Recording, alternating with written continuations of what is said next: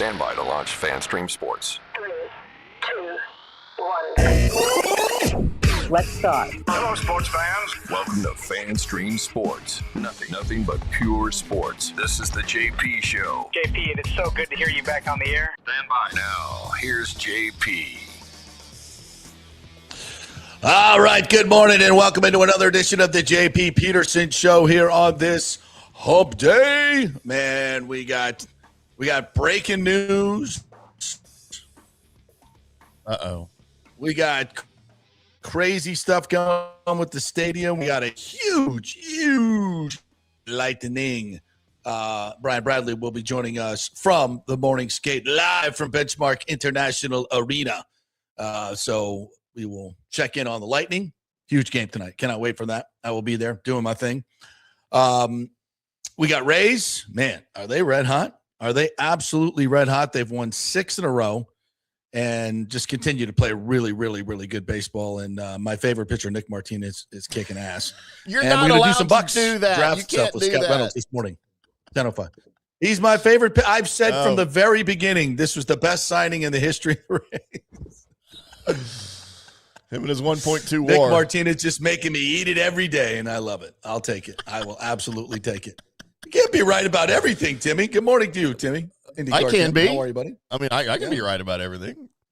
You can? I love Nick Okay, Martinez, Joshua man. Wostall. That's right. I'm telling you. All right. I think he's on to So, something, all right, so JP. we have a we have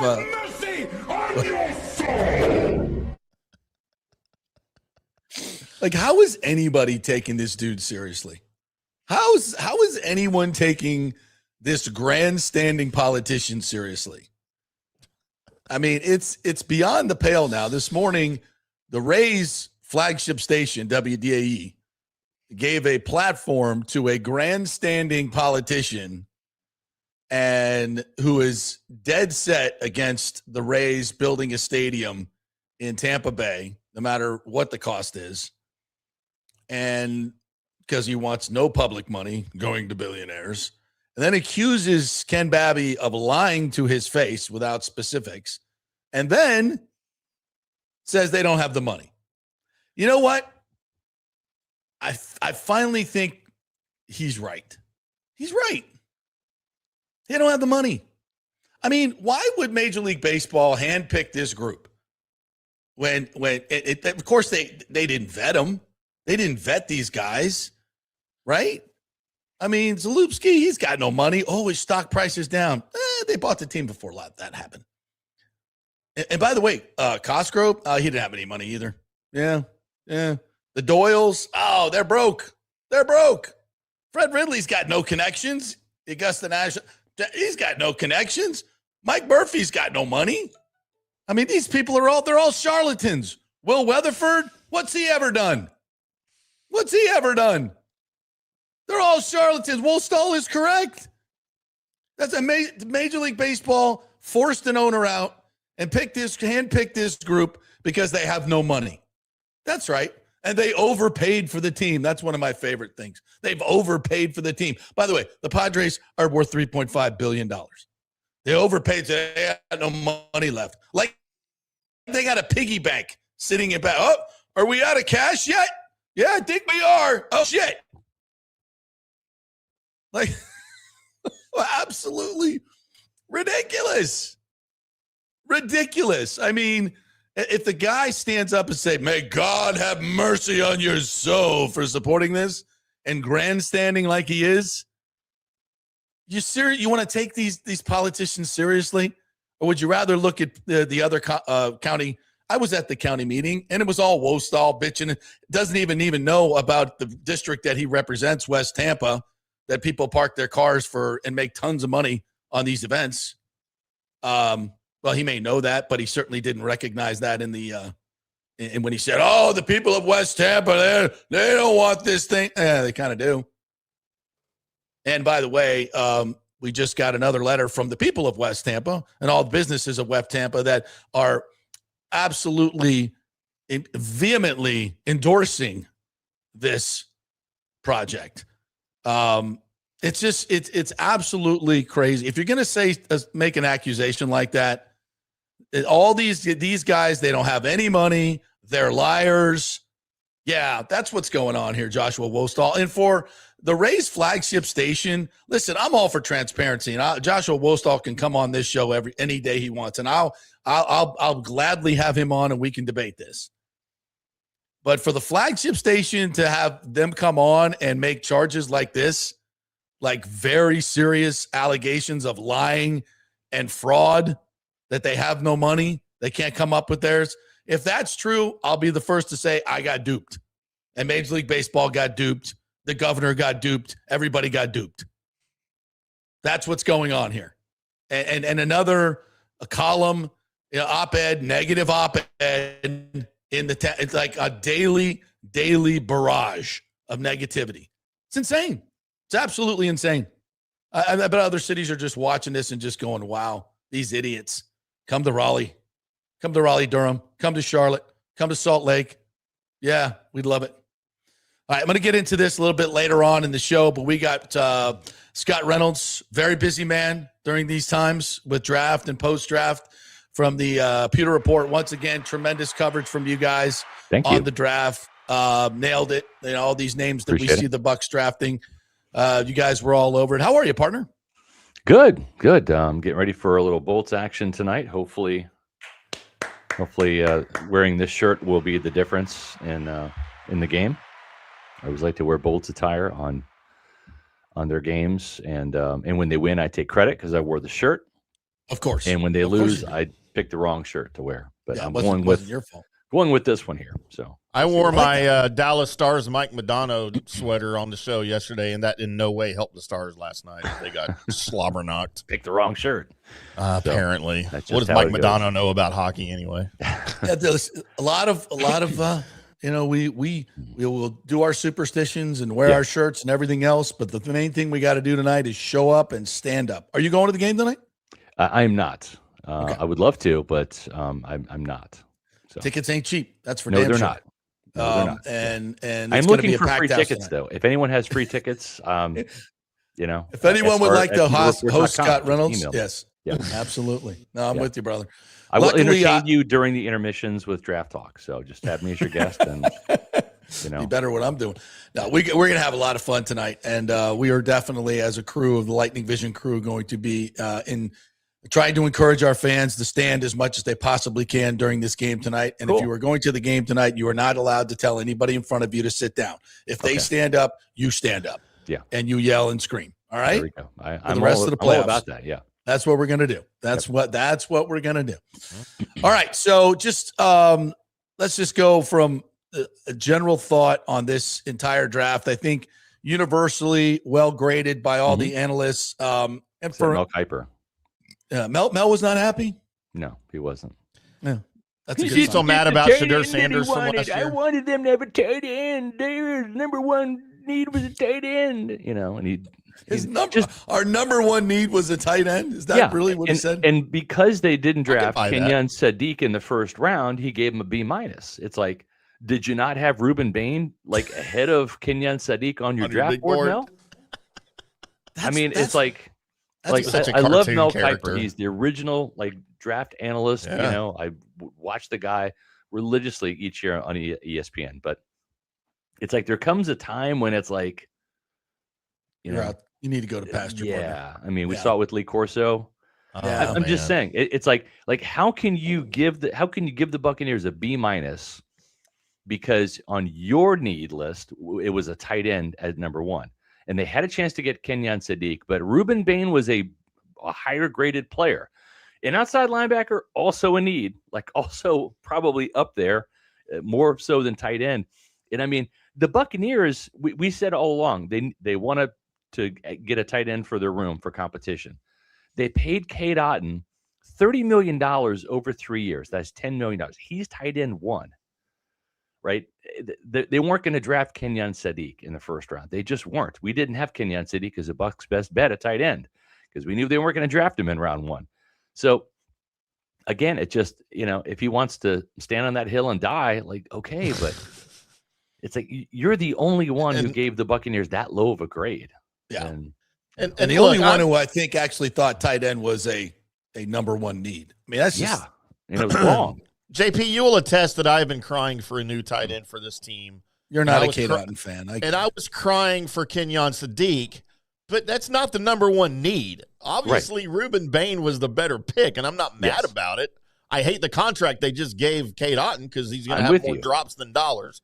But, it is what it is. Don't diss the gray. He's still mad about Shedeur Sanders is what's the problem. Probably.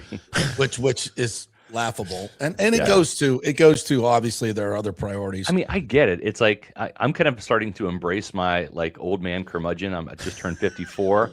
I kind of like it. Like, when you're not like in your 50s, it's like you look at the guy like why is that guy, get off my lawn, and old man yells at the sky and stuff, and it's like, but now I'm just embracing it. I get, it's like when we go out to eat and there's like a 15-minute wait, like, I'm hungry now, damn it, I don't want to wait, let's go to the bar, and I mean, I'm just serious, like I'm leaning into that. So like, I get it. Me too. It's fun. Total lack of patience for everything. Zero patience. I get it. Scott, I just turned 55 earlier this month, and my kids know the grumpy old get off my lawn guy now. That's who I've become. As a matter of fact, case in point, one of my son's rooms is on the front of our house. He came running. He's 17. He came running into my room last week. He goes, "Dad, there's 2 squirrels in the front yard." I'm like, "So?" He goes, "Go yell at them to get off your lawn." I'm like, are you serious? Come on. Yeah. All right. So, what is your overall grade on this draft class? For need, A for me. It's an A+. It's an A because sometimes it's better to be lucky than good, right? Yep. And the Jason Light haters and detractors will say, "Well, that's an easy pick." That Howie Roseman has had some easy picks too, right? For the Eagles, I think the Ravens have lucked into more really good players over the years. Yeah. Even picking later to let the board come to them and just get a good player, You're like, God, how do the Ravens do it every year? They just let the board fall down to them and they pick the best player available, and it usually works out. It's why they're in the playoffs every year. Same with Philly. And so, you can't fault Jason Light for picking Ruben Bain Jr. just because he fell to him. I mean, there was some luck involved with Tristan Wirfs. You give Jason credit a little bit for trading up one spot to get Tristan Wirfs, but wasn't it luck that he was the 4th offensive tackle selected that year? What if Tristan Wirfs, if you redraft that draft in 2020, he's the 1st offensive tackle, right? So there was some luck that he fell down to 13. The Buccaneers traded up one spot to get him. Jason did his part, but that's what happens, man. It's like you need some luck sometimes, and he took advantage of it, and he nailed the 1st round pick.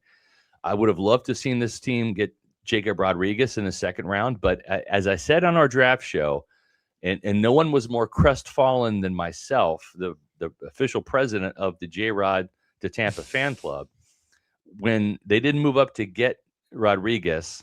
And I knew that they liked Josiah Trotter. We had him as a Bucs best bet. And the reason why we had him as a Bucs best bet is because I knew that this team was probably not going to move up to get Jacob Rodriguez, which they didn't. And I also knew that Jacob Rodriguez wasn't going to be there at 46, which he was not.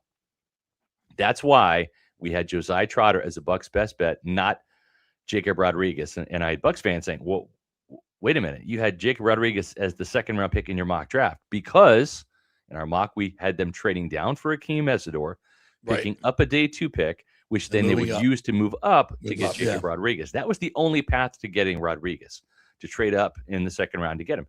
And they didn't. And on our draft show, when Bucs fans were losing their mind, and I understand some of the hysteria that we played a role in causing. Right. Because we were all pro J-Rod and then, poo-pooing a little bit the Trotter selection. But I said, we have to wait and see who this team picks in the 3rd round and the 4th round, because I'm not sure, maybe a 4th round gets them up over Miami. Maybe a 3rd rounder would have got them higher, in the 2nd round. So we have to wait and see who they pick. You wouldn't have that player, right? Exactly. You wouldn't have Ted Hurst, you wouldn't have Keontae Scott. And we had Trevor Sickham on our podcast yesterday, and he said it best.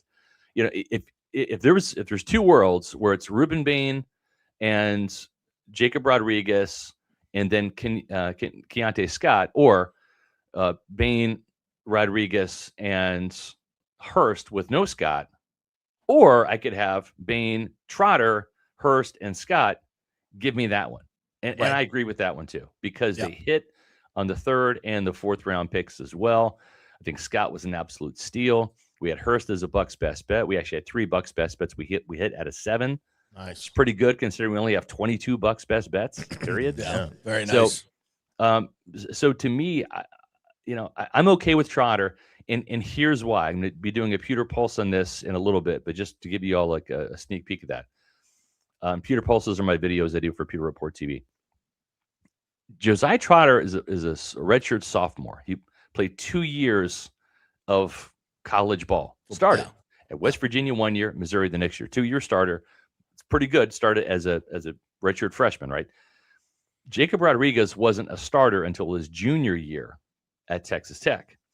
And the last 2 years were phenomenal. But if you look at the numbers that J-Rod had by the time his sophomore year, and he played as a redshirt freshman and played as a sophomore, but Trotter's numbers were better after 2 years than Jacob Rodriguez, right? And why did Jacob Rodriguez numbers just blow up? Because he had 2 more years worth of experience, right? To get those numbers. Same thing with C.J. Allen. C.J. Allen played 3 years at Georgia, started as a true freshman, and then had 2 more years, right? But if you look at his numbers compared to C.J. Allen's numbers by the time he was a sophomore, Trotter's numbers are actually better. And so my point is it's not fair to compare the 5-year career that Jacob Rodriguez had with all of the splash plays that happened during his junior and senior season, once he had a ton of experience, compared to a guy that only played 2 years. Now, there's no guarantee that Trotter is going to ascend and going to become that player that makes these splash plays and all that. But sometimes you need a little bit of time in the oven to develop.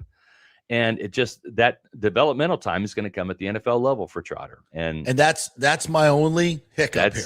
That's right. Because where's the evidence that the Bucs actually develop players? Especially linebackers. On the defensive side. On the defensive side. Fair point. Yeah. Linebacker. Yeah. I mean, did Devin White get better when he got here?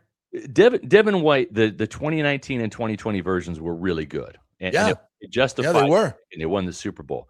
Devin White's problems, well, I think were twofold. Number one, Mike Caldwell left right after the Super Bowl, or maybe it's after the 2021 season. But Mike Caldwell left. So there was a change there in coaches. Larry Foote took over that room, and you think, all right, well, Larry Foote played inside linebacker in the NFL. Maybe that's even a better fit, but it wasn't for whatever reason. Sometimes personality clash, sometimes whatever. I just think Devin White torpedoed his own career. It was just his ego, and he started. I'm not going to blame it on coaching. I'm not going to blame that on coaching. But my point is, I haven't seen a lot of defensive players develop. A little bit of leap of faith here with Trotter. Yeah. I get it, but he needs to be. To your point, he's still a very, very much a piece of clay here. Yeah. So we have just turned 21. I mean, literally just turned 21. The other thing too about Trotter is he's 240, and so Todd Bowles wanted to get bigger, and that checks that box. He's 10 pounds bigger than C.J. Allen or Jacob Rodriguez. He has the ability to stack and shed. He can like take on the guard or center and literally shed him and fill the hole and make the tackle. So he helps out and run defense. And you've got a very, very good coverage linebacker next to him, Alex Anzalone. So we'll see. They also have a little bit of a safety net, not just with Servasi Dennis, but also with Christian Roseboom. So they have some options there. The cupboard isn't bare. No. We'll see what happens. Scott, and he's got some good mentors. Go ahead. Yeah, for sure. Well, Scott, was there not any concern with his, and I'm going back to last year's second round pick, Benjamin Morrison, with the injury history. And obviously they got unlucky with that this past season. Mm-hmm. He stayed hurt. Was there not any injury concern with Trotter?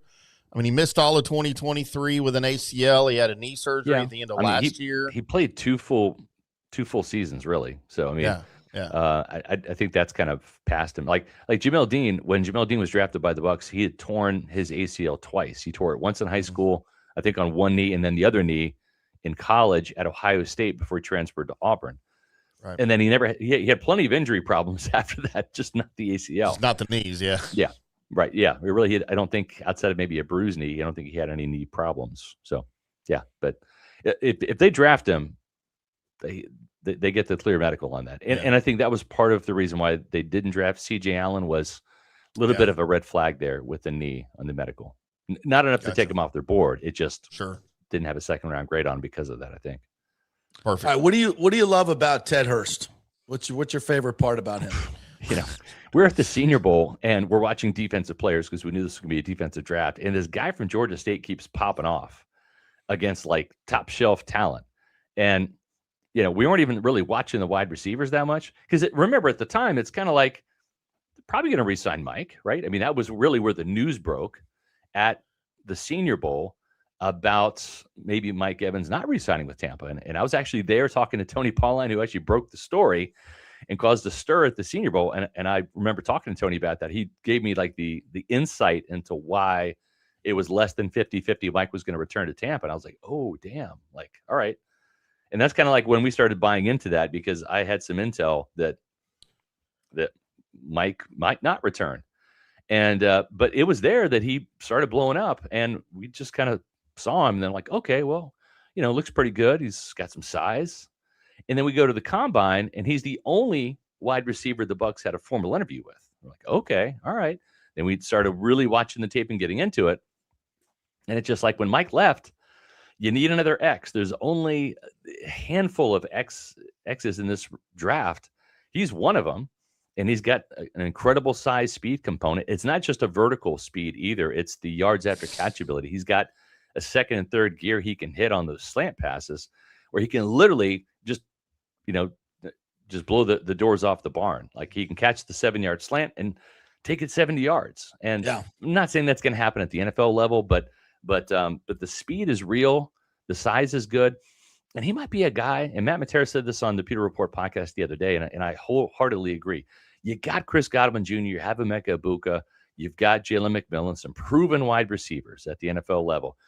Even if this kid just kind of plays a complementary role as an X, he could finish his rookie season with like 25 catches for 350 yards, but like 5 or 6 touchdowns, right? With those coming in the lower red, like at the 3-yard line, at the 5-yard line, the 7-yard line, where Baker Mayfield wants that little jump ball alley-oop that he threw to Mike Evans that you're going to miss without a big receiver like this, where you can just ISO him on one side of the formation, one-on-one, and you go up and get it. And that's where Ted Hurst can play a major, major role. And think about this. Jalen McMillan was a complimentary rookie receiver as the 3rd-round pick. Finished with 8 touchdowns, right? Mm-hmm. Tez Johnson last year, right, was not supposed to play much at all, but had to due to injuries. Little Tez Johnson had 5 touchdowns as a rookie. Yeah. So Baker Mayfield is like, I will throw to rookies.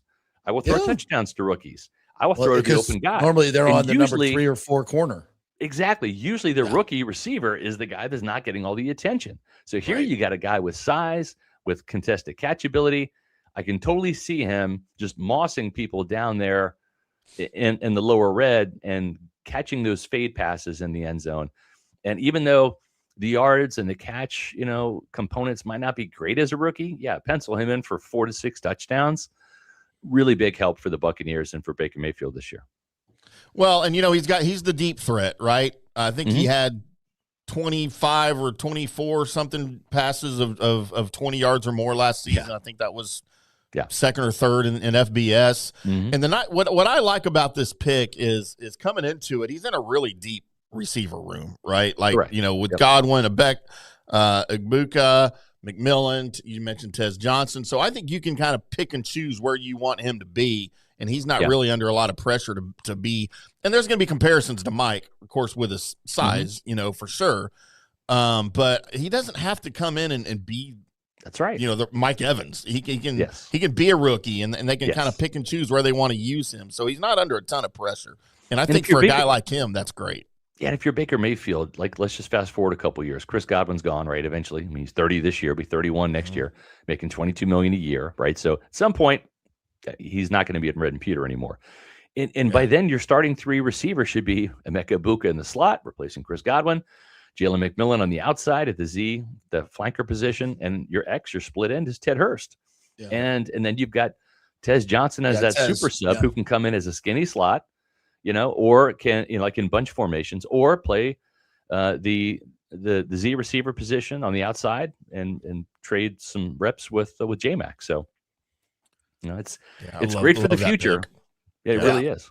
I think the number one thing we see now after free agency and the draft, as we look at this roster, is it has improved dramatically in the front seven, which I think you and I both put that as the number one priority in this offseason. Get bigger, get nastier, find more playmakers in your front seven. And for that, great. Listen, would I have rather had a Trey Hendrickson? Yeah, maybe. A more proven player in Devin Lloyd? Yeah, maybe. But and a younger player in Devin Lloyd, more splash. But those are decisions they didn't make. So now I look at this and I say, are they improved? Yes. No, across the board. You look at Bain, you look at Keontae Scott. I mean, there's a guy who I think is by the halfway through the season is going to be playing the slot. Yeah. Parrish is not big, but he's aggressive. He's nasty. I love Tyke Smith. This is going to free him up to do some more things. I just look at this defense now and I see there's a lot more attitude. There's a lot more size.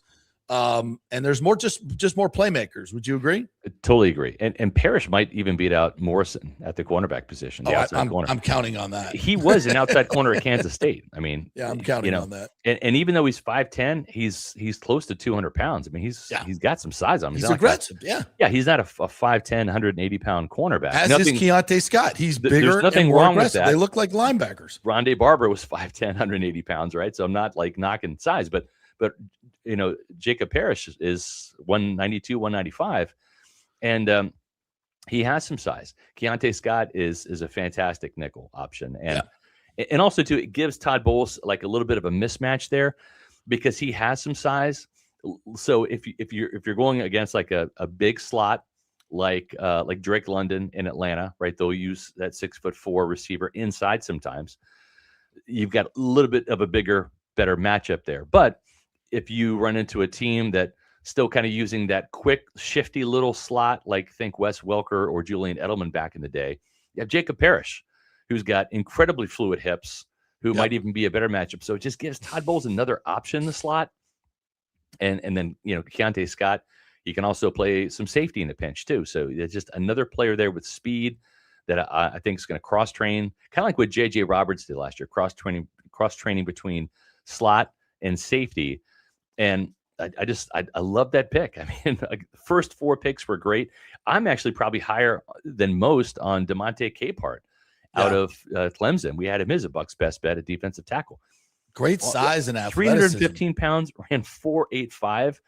And I like the 34-inch vertical leap. Holy shit. For a 315-pound man. He's an athlete. And what I love about this, too, is you have a guy that probably underachieved for all that athletic ability and size, right? Probably could have been more dominating than he was. You'd like to have seen more than just flashes here and there. You like to see a little bit of a longer highlight reel. I get that. But then he comes here, no pressure to start right away, which is great. And you put him in a room with with 32-year-old Rakeem Nunez-Roches, 31-year-old Vita Vea, 31-year-old Ashawn Robinson. Those are grown men who are going to put their arms around this guy and say, "Listen, we're going to fast track you to becoming a pro really quickly." Yeah. Well, Ashawn might try to beat his ass. Yeah, exactly. Like, hey, you screwed up on this rep. I'm going to beat your ass. You're going to get back out there and do it the right way, right? I mean, that's what you love. That's what you want. And I feel like Capehart is going to be even better in Tampa Bay than he was at Clemson. This is an ascending player that when you have those veterans around him, I think are just going to accelerate his learning curve. So the Bauer Sharp pick was really solid. I think he beats out Devin Culp. Billy Schrauth might beat out. I like that pick. That's some good depth at guard. Yeah, absolutely. Yeah, really solid draft. Yeah. All right, we got Brian Bradley in the at the morning skate partner. I know you're going to watch this as you depart, but tell the folks real quick. Tell the folks real quick what you guys got going this week on Pewter Report. Pewter Report TV. We had Trevor Sickham on yesterday. Watch that podcast. That was a great one. We have NFL. The NFL's Greg Cosell on today at 4:00. Oh, nice. Check that out. Man. We have another Greg. We're Gregging it up this week. We have Greg Allman talking NFC South and where the Bucs draft ranks with the Falcons, Panthers, and the Aints. That's going to come up on Thursday's show, tomorrow's show on Pewter Report TV, all live at 4 o'clock. You can watch the replays on Pewter Report TV, our YouTube channel. Josh Capo's column just debuted, his Capo's Cover 4 column on pewterreport.com. We're still having a lot of post-draft analysis on pewterreport.com. Make sure you follow us on X, Facebook, and Instagram at Pewter Report. Go Bolts. All right, partner. Go Bolts. Thank you, Scotty. Great stuff, as always. All right, let's transition right into the morning skate. And there he is, Lightning Hall of Famer, Brian Bradley. All right. Game 5, brother. How are you doing today? My volume good? Everything good? Oh, you look fabulous. I see the towels behind you that will be waving tonight. Grab one and start waving it, Brad. Just there we go. There we go. This is how you do it, fans. You stand up the entire game and you just wave that sucker all game long.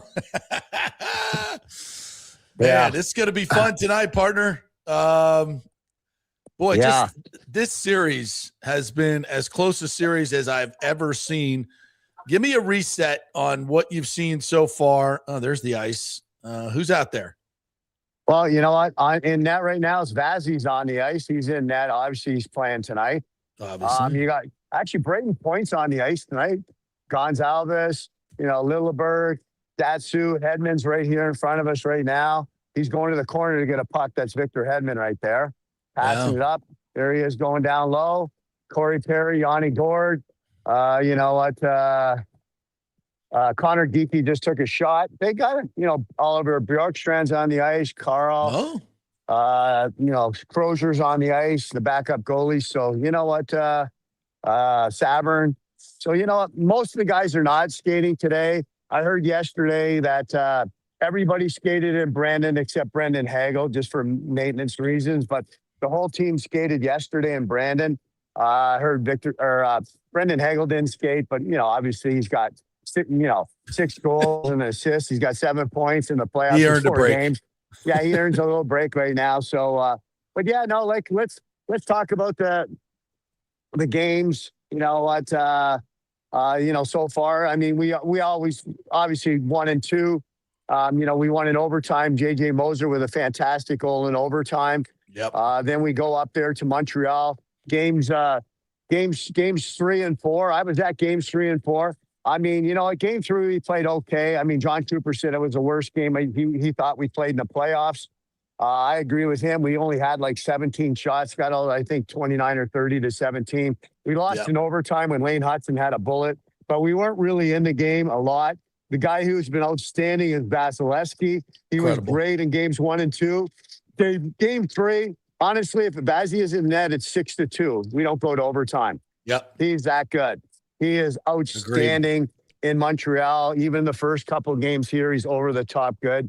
So, I mean, you know what? He's been fantastic in net. But game 4, a must game. You can't go down to Montreal 3-1. Game 4, we ended up winning that, down 2-0 in the second period.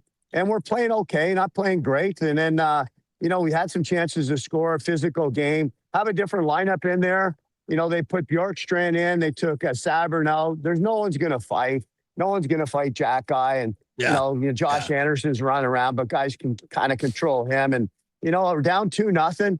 They got a fluky goal. It bounced kind of off, their guy went into the net. And then they got a nice power play goal by, Caulfield. Caulfield, yeah. Yeah, it was a good goal. I mean, it was a really good goal. I mean, and then the Crozier hit. Then the Crozier hit on Slavkovsky. Yeah, the Crozier hit, kind of like, you know what? I don't care what anybody says. It was a clean hit. He actually smoked him at center ice. And then, you know what? It changed the momentum of the game. Yep. And you can say it does or it doesn't. It definitely did. The Crozier hit on Slavkovsky changed the mojo of the team. We got excited. The Montreal crowd was like, oh. And then he came back. I can't believe he came back that fast. I don't know what kind of concussion protocol they have in Montreal, but it doesn't look like they had much. Smelling salts. That's all it is. Smelling salts. They're supposed to get picked up by an independent doctor, which I call bullshit on that one. When he got up the ice, they showed the replay. He looked wobbly. So I don't know how he got cleared to play that fast. He was right back out. Was not a factor in the game at all at that point. And then, you know what? Besides that hit, with about a minute to go in the second period, maybe 2 minutes, under 2 minutes or so, Gensel had a great play behind the net, had some chances to score, gives it to JJ Moser up at the blue line, and JJ feeds a beautiful pass right on Gensel's stick for a one-timer into the net on his forehand, which is even harder to do. And he scores a goal to make it 2-1. Well, that just changed the game. We knew coming in the third period, the Lightning were back in it. The fans were kind of quiet. We scored a goal, and then we scored a goal to go 3-2. And then, then Hagel gets the goal, to go. It was just awesome to watch the whole thing happening in front of us. And you know what? Big win. Vazzy was good. I will say this. I thought there were some terrible calls, by the refs. And not just on the Lightning, but on Montreal. There was a couple calls. It's too many ticky-tack calls. Yeah, this is playoff hockey. I mean, honest to God, you're going to call that. Yanni Gord cross-checks the guy in the butt, and they call a penalty. It's like, you can call that every shift. And then, the one they call on Dominic James in front of the net, it's not a penalty, but they say it's a high stick to his face. There's no high stick on the play. We actually scored a power play goal on that one. But, if it's a penalty, like Josh Anderson is slashing guys behind the play, well, call that.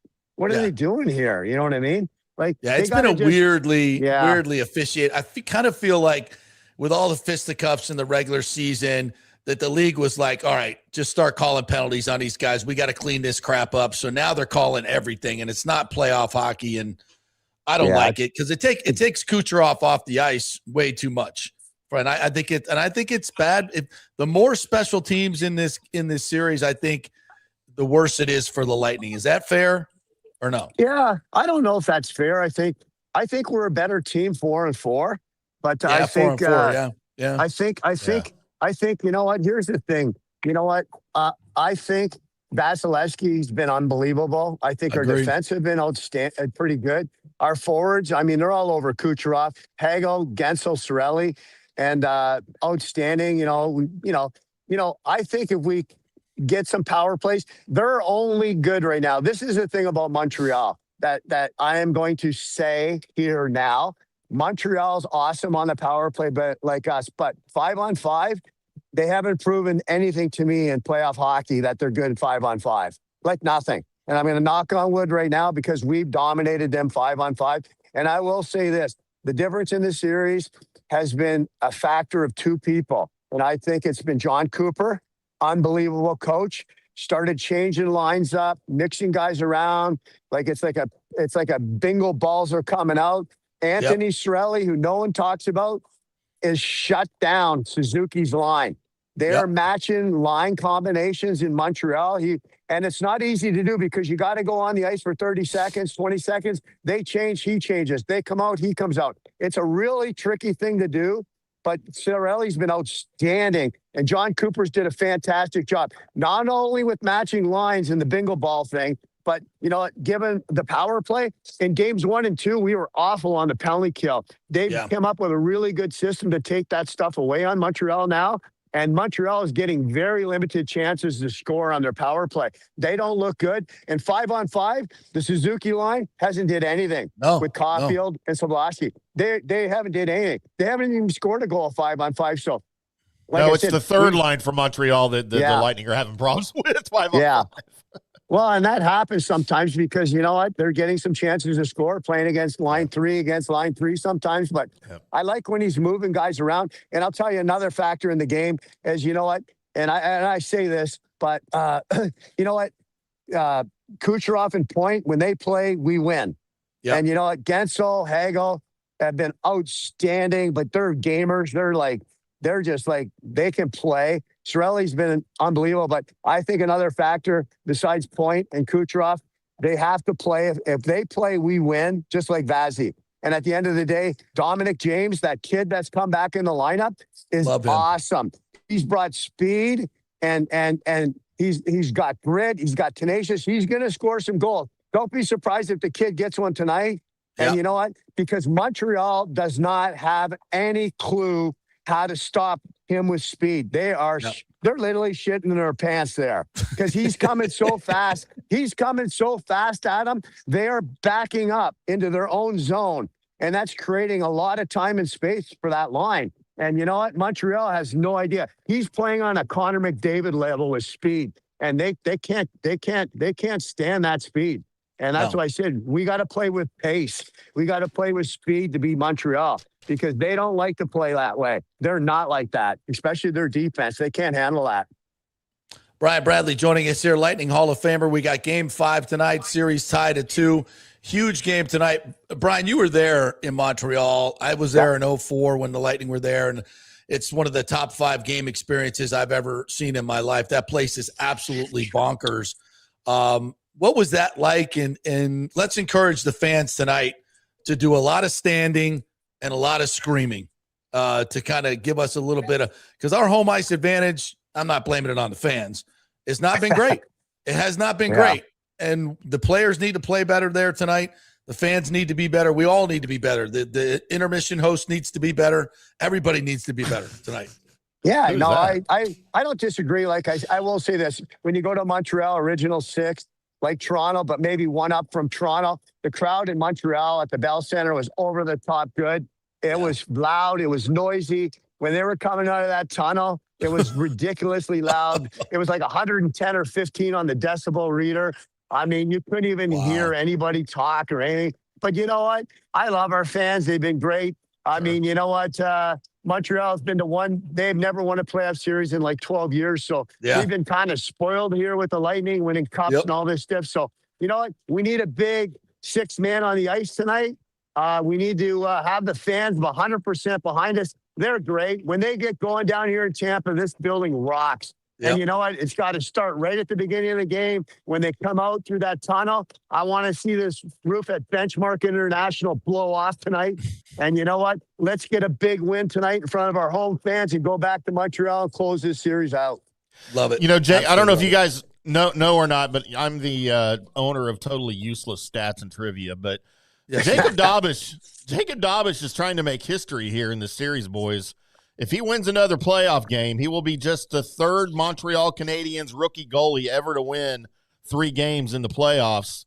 Of course, Patrick Waugh had his run in '86 with 15 wins, which is ridiculous. And then Carey Price in 2008 had 5. So he's in rare company here. Listen to this one. I played in that series you're talking about. Yeah. They beat us 4-1, Calgary Flames.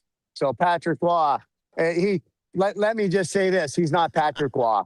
Right now. But he's not Patrick Waugh. I played against Patrick Waugh. Sir, I played against Patrick Waugh. You are Patrick Waugh. Yeah, that's why he won 15 games and they won the cup as a rookie, and he won the Conn Smythe. So I was there to witness that whole thing. He won the cup for them, and that was the difference. And then the last time they won the cup was '93 when he was there. Correct. Before they had the big blow up with Montreal. But anyways, you know what? We you know what? I love Vazzy. I love the way the team's playing. I think John Tupper did a fantastic job with his coaching staff, not only on the power play, but the penalty kill, regrouping from there, line combinations. It's just, John is just such a smart coach. That's why he's going to be in the Hall of Fame, not only for just, he's just a great coach. And you know what? He's looking at the different things that they need to do to win. And that's why we have him. And that's why, you know what? He gives our team a great chance to win every night because he's doing stuff that I don't think other coaches. I think right now, I'm telling you right now, I think Marty St. Louis is trying to figure out what the hell is going on here in Tampa. They've changed a lot of crap in their line combinations with Cirelli to Hagel to these guys to Dominic James. And I don't think they know what to do right now. And that's why I said, we got to be ready to go. We got to come out barnstorming tonight. The crowd's going to be behind us. And we got to light this place up at Benchmark International, kick some Habs ass. Let's go. Absolutely. Hey, Brian, how many career goals did you have against Patrick Waugh? Just curious. I don't know. Not a lot. A few, but not a lot. You know what? I remember I was in the All-Star game in '93. He was there. We were on the same team, and we were shooting against him. And you know what? We were trying to score. It was like I had guys like Mike Modano and Messier, and I think Gretzky. There was a whole bunch of guys. We were all doing shootouts at the end of the morning skate in the All-Star game. And I think he stopped everybody. And it's like, can you just let one guy score one? No. he's in a different level, that guy. But the worst thing I ever saw in my hockey life was him win a cup with Colorado. Oh yeah, I hated it. those were good. They had a good team back then. They had a lot of great players. But like I said, Patrick was the Hall of Fame goalie all around. Yep. And you know what? But like I said, tonight's going to be a special game. It'll be interesting. Here's my last thought on tonight's game. I will be interested to see how the bingo balls fall with Coach Cooper right now. Okay. Yeah. Here's my thought. I think potentially Datsu's back in the lineup. Yes. The defenseman. He's been out for a week. I think he's going to be cleared to play. I think he's going to play tonight, maybe. We're going to see. But maybe John Cooper goes with 12, 7 defensemen and 11 forwards. You know what I mean? But I don't know. We'll just wait and see what the line combination. If I'm looking at the ice right now, I think I just got the answer to my question. Bjorkstrand went off the ice. I think that's who's out. I think it's the same lineup as we had in Game 4. Crozier's in. I don't think they're changing anything right now because I think all these other guys are going to skate in the corner. So I think that's who's out. I think we're going the exact same lineup as we did in Montreal in Game 4. So I got the answer to my question watching the morning skate right now. So there we go. I think we're doing the same thing because I heard Datsu was back in, but you can't take Crozier out. What a great hit he did on the guy. Unbelievable. And he played well. That was a game changer. That was a game changer. So I think right now they got Hedman skating, they got Datsu skating, and they got Carl skating. So I think these guys are all out right now. We don't think Hedman's coming back, right? No, he's not coming back, I heard. Yeah. But anyways, that's what I think. I think we got the same lineup as we did in Montreal with Crozier in. Outstanding hit, smoked the guy. I like that too. He's so smart with the puck. Makes terrific plays. So see what happens right now. But that's it. I think that's the exact lineup we're going with because these guys are all skating right now and they're not going to play tonight.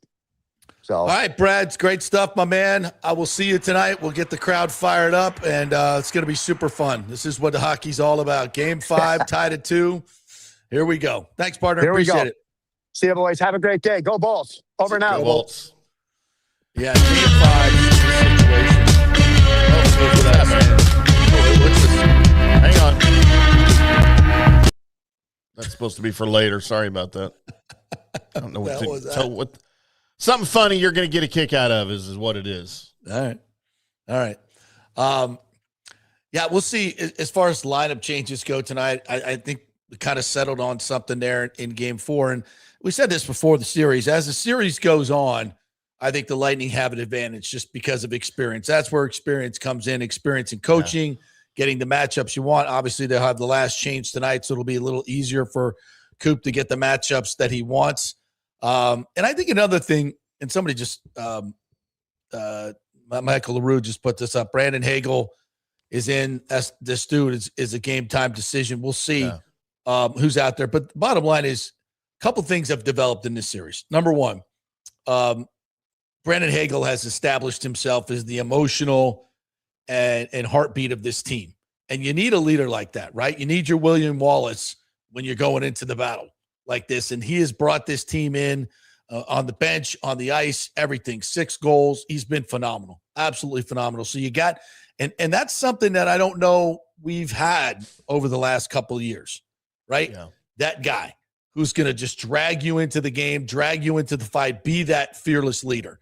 So I think that's developed. Vasi has clearly dominated this series, and I think they're probably Montreal maybe a little bit in their own heads about how to beat this guy at this point because he's just been phenomenal. I think to Brian's point, I think Marty's searching a little bit like what's going on here. And as that goes on, maybe he second-guesses himself a little bit.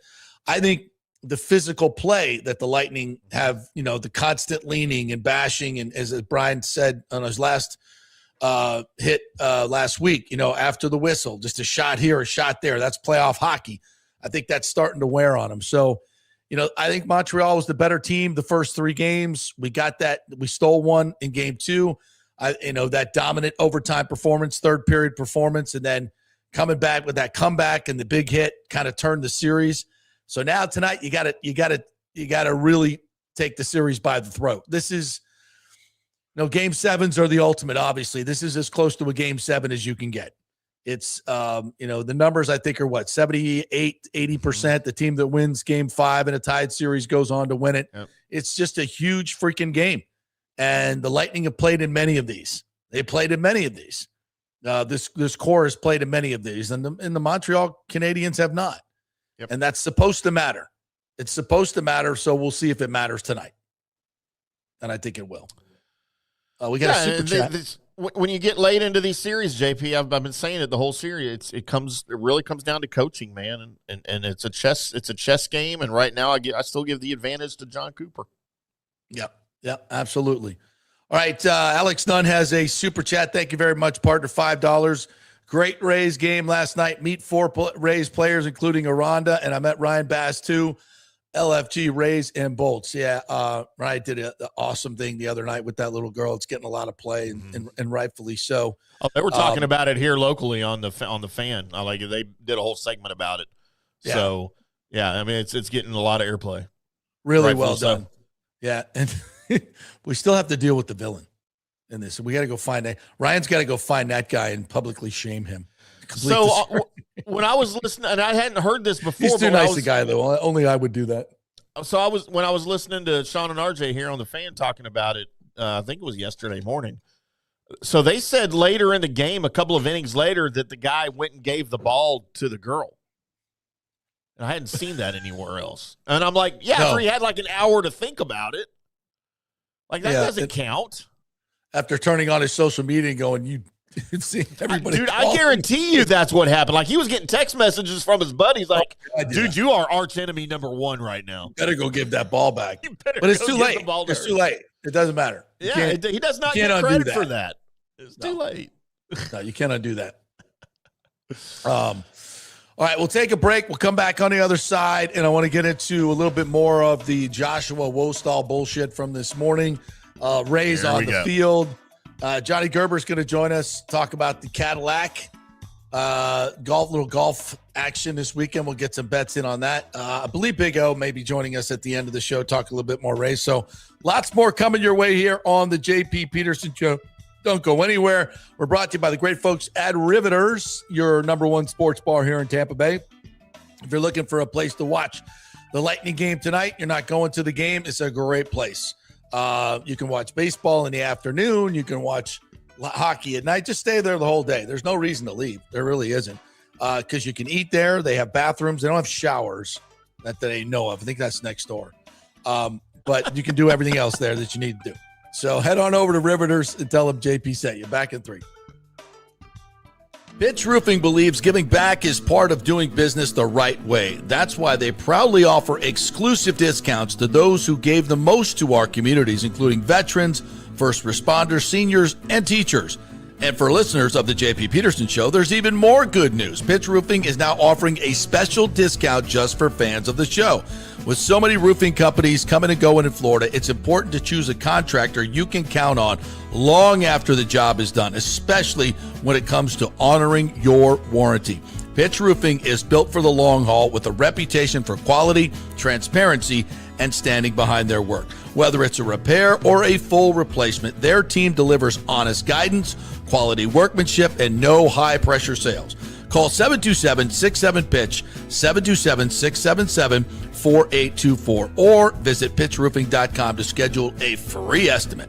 Pitch Roofing, roofing done right. As the Rays enjoy being back in their Tropicana Field home this season that was ravaged by Hurricane Milton, Italiano Insurance wants to remind us all how important it is to be properly insured. 40% of you are underinsured. That can mean financial disaster. Let the experienced and friendly agents at Italiano shop your policies for the best price and the right coverage. Italiano saved me over $1,000 on our auto insurance last year, over $500 on our homeowners insurance, they can do the same for you. That's a grand slam. Might as well get a double play by adding flood insurance and business insurance to your portfolio.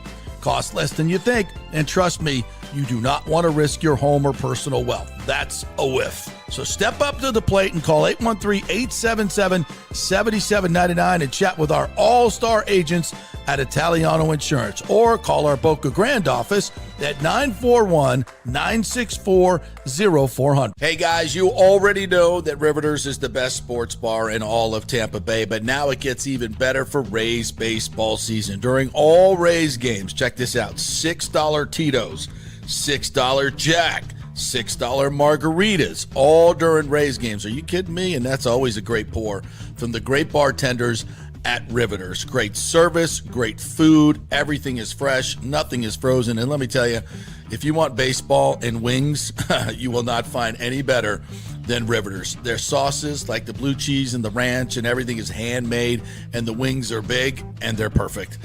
Wings, baseball, Rays, Riveters. It all comes together during baseball season. Once again, in addition to all the great food and service, you get $6 Tito's, $6 Jacks, $6 margaritas. It's time to celebrate. Baseball season is back, and celebrate at Riveters. You know where it is, right there on Dale Mabry, just north of 275, just south of the stadium. See you there at Riveters. It's Diamond Days at the Golden Diamond Source. Celebrate April's birthstone, which is diamonds, as they take center stage. Up to 20% off the diamond jewelry throughout the month of April. And don't forget, you could trade in your broken or old jewelry towards something new and beautiful. Gold prices are at a record high. Now is the best time. And by the way, they only sell natural diamonds at the Golden Diamond Source. It's real love. It should be real natural diamonds. Don't start your relationship with a fake diamond. Really, really bad idea. And for the Golden Diamond Source first-time buyers, they are going to teach you all about the 4 C's and all the different shapes and styles. They are able to show you a huge selection of inventory to choose from. And by the way, you can trust them. They've been in business for over 40 years. Don't buy something online. You have no idea what you're getting. 0% financing for up to 5 years. Make sure it's a Golden Diamond Source diamond. 3800 Ulmerton Road. Always online at goldendiamond.com.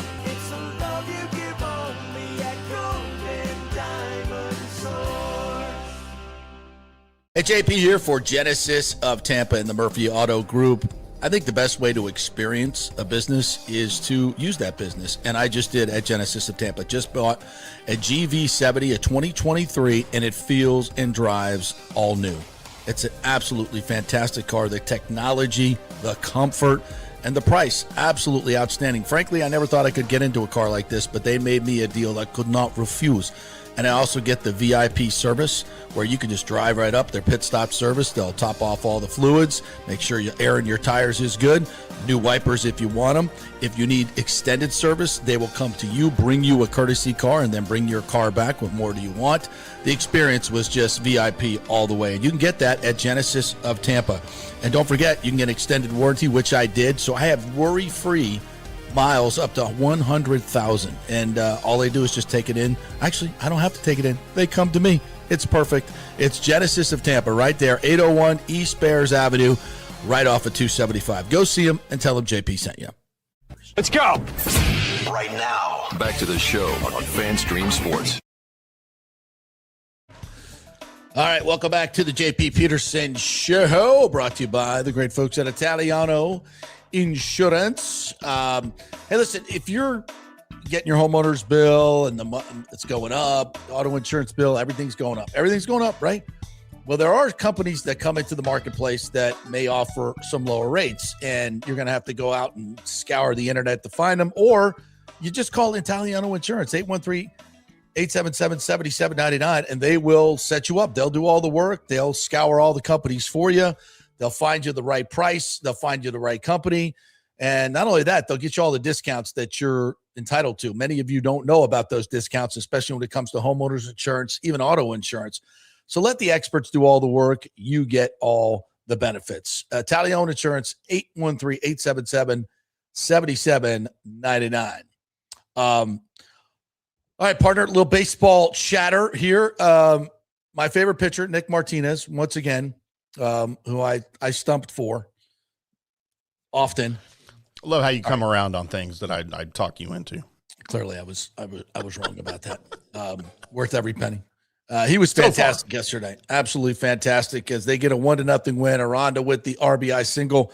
One of the things I love about where the Rays have come in the past couple of weeks is like the first few weeks, it was a clown show. It was a carnival in terms of defensive play. And maybe that had a little bit to do with Carson Williams at shortstop. Mm-hmm. And I think since, Taylor's come in, he's just kind of settled everything down. And defensively, Williamson has been fantastic as well. But that middle is just really, really good. I think we need to get a little better throwing base runners out. That's on the pitchers as well. I think eventually Cedric Mullins is going to go by the wayside, and that's a place where this team can improve dramatically offensively.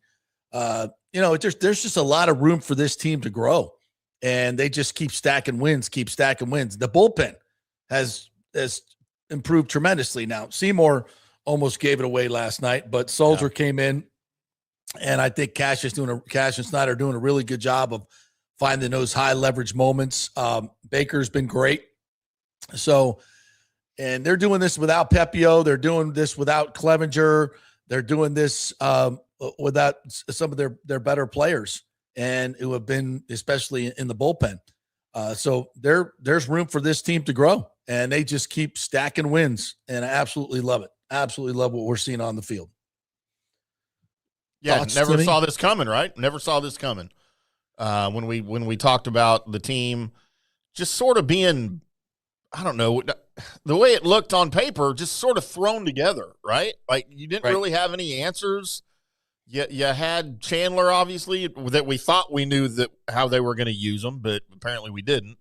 And then this pitching staff, you just, with injury concerns now, and you just, I'm shocked at what they're getting out of it. How much of this do we attribute to Kevin Cash? Because I had zero confidence heading into the season that Kevin Cash knew what the hell he was doing. Well, it seems like, as we talked about the other night when, he pinch ran for Caminero, and that all worked out. You stayed with Valade, righty on righty. It just feels like Cash is getting a little bit more leeway to be a manager, not these automatic right hand, left hand, got to go to Fraley type things. Like it's starting to feel like he's got a little bit more autonomy in what he's doing. I might be wrong. I don't know the inner workings. We're not, on the telephone there with him. So it kind of looks like that. And the team's playing with confidence, and they're playing, especially winning these close games. That's what O's talked about all year long, is like, this is a team that's going to have to win, 4-3 games, 3-2, and win a lot of them. And that's what they're doing now because the bullpen's not giving up the booty anymore. So they've kind of evolved into a much better team. Now, again, I'm not sitting here looking like, oh, this is going to be a juggernaut. I think it's just going to be this way all year long. Yeah. But if you could stay 7, 8, 9, 10 games over 500, you're going to make the playoffs. And then anything can happen. Especially you need a hiccup from the Yankees right now, and you need them not to be playing the Rangers. You can't beat them. And you could be right there, Yeah. All right, let's get to some of the comments here. Alejandro says, good morning, JP and Timmy. The Rays are looking better and better every day, and what a win last night to win the series. Nick Martinez, all jokes aside, actually does look like he could get a Cy Young. I ain't going Cy Young, but I don't care. This guy's been absolutely nails. He's been fantastic. Oh, I'm going Cy Young. I'm full Cy Young on him. Just wait. Go put some money down on that. The Rays defensive bullpen really came through, Alejandro says, during the game, especially Kelly getting out of bases loaded jam. Junior gave me a scare, but Cash said he's okay and will probably be in the lineup today. Yeah, with all this hockey stuff going on, it's hard to see a baseball player get, hit in the mouth with a baseball off the plate, and then he's got to leave the game. I'm not questioning the man's toughness at all. It's probably more the Rays making him sit down, but because feels like he wanted to stay in the game, but whatever. Yeah. That was a tough one. That's got to hurt. It's got to hurt. Boy, and I'll tell you, I obviously didn't have access to the game yesterday, but all of the social media posts and stuff from ESPN, all my alerts and CBS Sports on my phone, I would have thought that Junior Caminero had a collapsed cranium, and he died on the field. I was like, what in the hell is happening right now? Yeah. And then I go and I look at the footage of it, and I find it finally, and I'm like, oh, all right, he'll be fine. But like they were making it sound like, oh my God, we have a near death on the field. Yeah. I mean, what does that equal to in hockey? Getting hit in the corner and an elbow coming up? Getting your jugular sliced by a skate blade in the crease? I don't know about that. Alejandro also adds, hope the Lightning were able to come up and get the job done at home, and let's get a win. Glad the Bruins were able to beat the Sabres last night to make it 3-2. Hope they come back and win the series. Well, we're just hoping that thing goes 7. I don't know if I want to play Buffalo or Boston. I don't know if I prefer one over the other. Well, it's going to be Buffalo, right? We don't know that. When it comes down to it, that was a close game last night, obviously, going to overtime, and Pasta getting the game winner. I think Buffalo's a little better team, so I would probably rather play Boston. But I just want it to go 7 games, beat the hell out of each other. That's what we're looking for. Yeah. What else we got here? Alejandro says, I hope Orlando could do something special tonight and outplay the Pistons because I would like to see the Magic go far. What a great day for our local sports, and hope every team gets a win today. Listen, an 8 beating a 1 is rare. And this Magic team has been, we thought it would be better and would build on last year. And then just the injuries this year absolutely collapsed them. Mm-hmm. But now they're playing some really, really good basketball. And I don't know if the Pistons are, if this is just a bad matchup for them, but this can really be a turning point for the Magic franchise. Who we talk about them, we like them, and this is our NBA team. And they're just 70 miles down the road. This is our group, and they're still beat up a little bit. I don't know if what's his name who got hurt, the German guy. Help me. I'm thinking. Yeah. I know who you're talking about. Franz Wagner. So I don't know if he's playing tonight, but we'll see because he hit some big shots the other night as well. Devin Garnett. Good morning, Devin. Said, good morning. Can't wait to hear JP go off on Wolstall's interview on WDAE this morning. You threw out some explosive accusations. I did not hear it, but from what I'm reading on social media, neither of the hosts, Pat or Aaron, really challenged him on his accusations, which is sad. Mm-hmm. I mean, again, I don't have a problem with him going on, but if he's going to go on, the host should be prepared and have their facts straight and be ready to refute some of this bullshit. I mean, if you're going to say these guys don't have the money, back it up. Back it up. With what? What do you got? If you're going to say they're lying and they don't have any money and this is a big fraud, I mean, those are explosive allegations for an elected official to make about some very high-standing people in this community. Yeah, if you're going to slander a public official, at least be able to back it up. Well, they're not. It's a public official slandering this ownership group. Yeah. Say Mr. Babby lied. Okay, what did he? If I'm the host, well, what specifically did he lie about? Right. Oh, the memo of understanding he said was coming out, and it came out 4 or 5 days later. Really? That's a lie, or is that just kind of the evolution of how things work when you're dealing with something like this? Oh, we got to change this. It takes time to develop these things. Sorry, it didn't come out right on the day that he said it might come out. Right. I mean, come on now. That's the lie. And then saying, to say that these guys don't have their part of the money. I mean, that's an explosive allegation. You better back that up.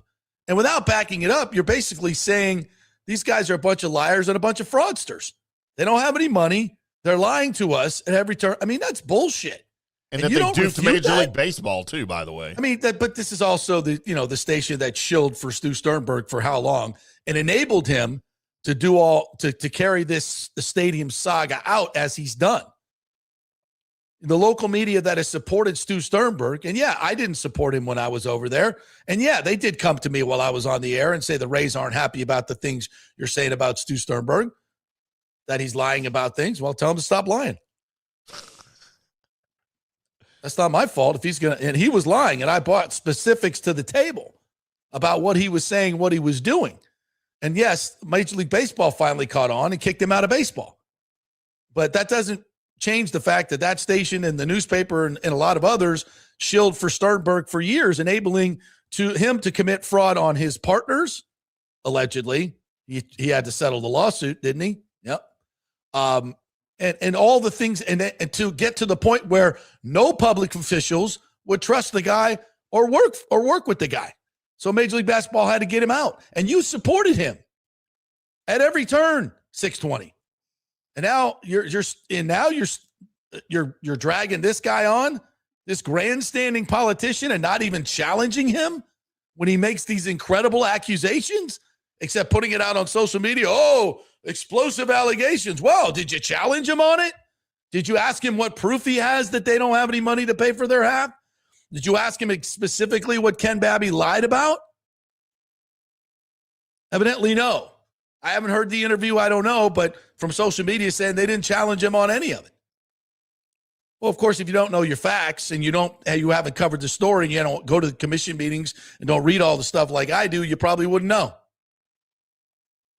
But you get your clicks. So I guess that's the whole point of the whole thing, right? It's just what it's all about. Clicks. Yeah. Yeah, listen, if you're going to come with accusations, and it's just so obvious that this dude is just a grandstanding politician. I mean, and he's using this moment to get his name out there and go on every show and make these explosive comments. That's irresponsible as an elected official, completely irresponsible. And more than that, you're poisoning the water on something that could just be a tremendous opportunity for Hillsborough College to get a new campus, for us as Rays fans to get a new iconic stadium well located, for 12,000 people to get great full-time jobs, for the city to turn $1 billion of investment into $2.8 billion in tax revenue coming back, to get $75 billion, 55 to 75, depending on which study you want to believe, of economic impact. And you're not only holding this up, Joshua Wostall, and all these benefits that can come to the city and the county and all the tourism that comes with it. We are a tourist economy. And you're poisoning the water with baseless accusations? Shame on you. If you're against it, I get it. There should be scrutiny of this. Absolutely, 100%. It's a lot of money we're talking about here. But to make these baseless, inflammatory, and dare I say, slanderous allegations against men in this that have done a lot of good in this community, the Dan Doyles of the world, the Will Weatherfords of the world, Fred Ridley, Mike Murphy, Patrick Zalupski, Bill Cosgrove, Ken Babby, all the stuff that these guys are putting in, and you're slandering him like that without any tangible proof that I can see. So you're telling me Major League Baseball vetted this group completely and allowed them to buy this team, and they don't have any money to fulfill their obligations. That's what you're telling me. And they can't find more investors to come up with the money. That's what you're telling me. Based on what? Bring some proof. Or you just want to, grandstand to be the man. Oh, well, I'm protecting the public. Are you protecting us from what? This great opportunity? You want to be the face of you want to be the face of we lost the Rays because of this guy? You think that's really going to help your political aspirations? You think you're really helping out the people of West Tampa when somebody's about to dump $8 to $10 billion and employ plumbers, electricians, many of those people who are your constituents that live in West Tampa?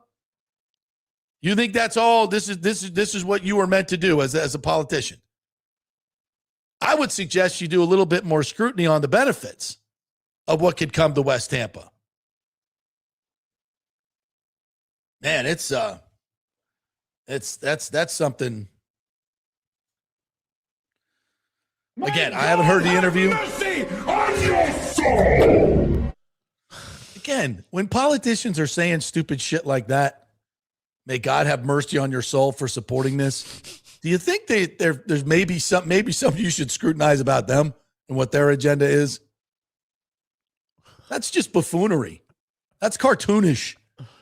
To be doing stuff like that for something that is so important and to making baseless allegations, I don't know.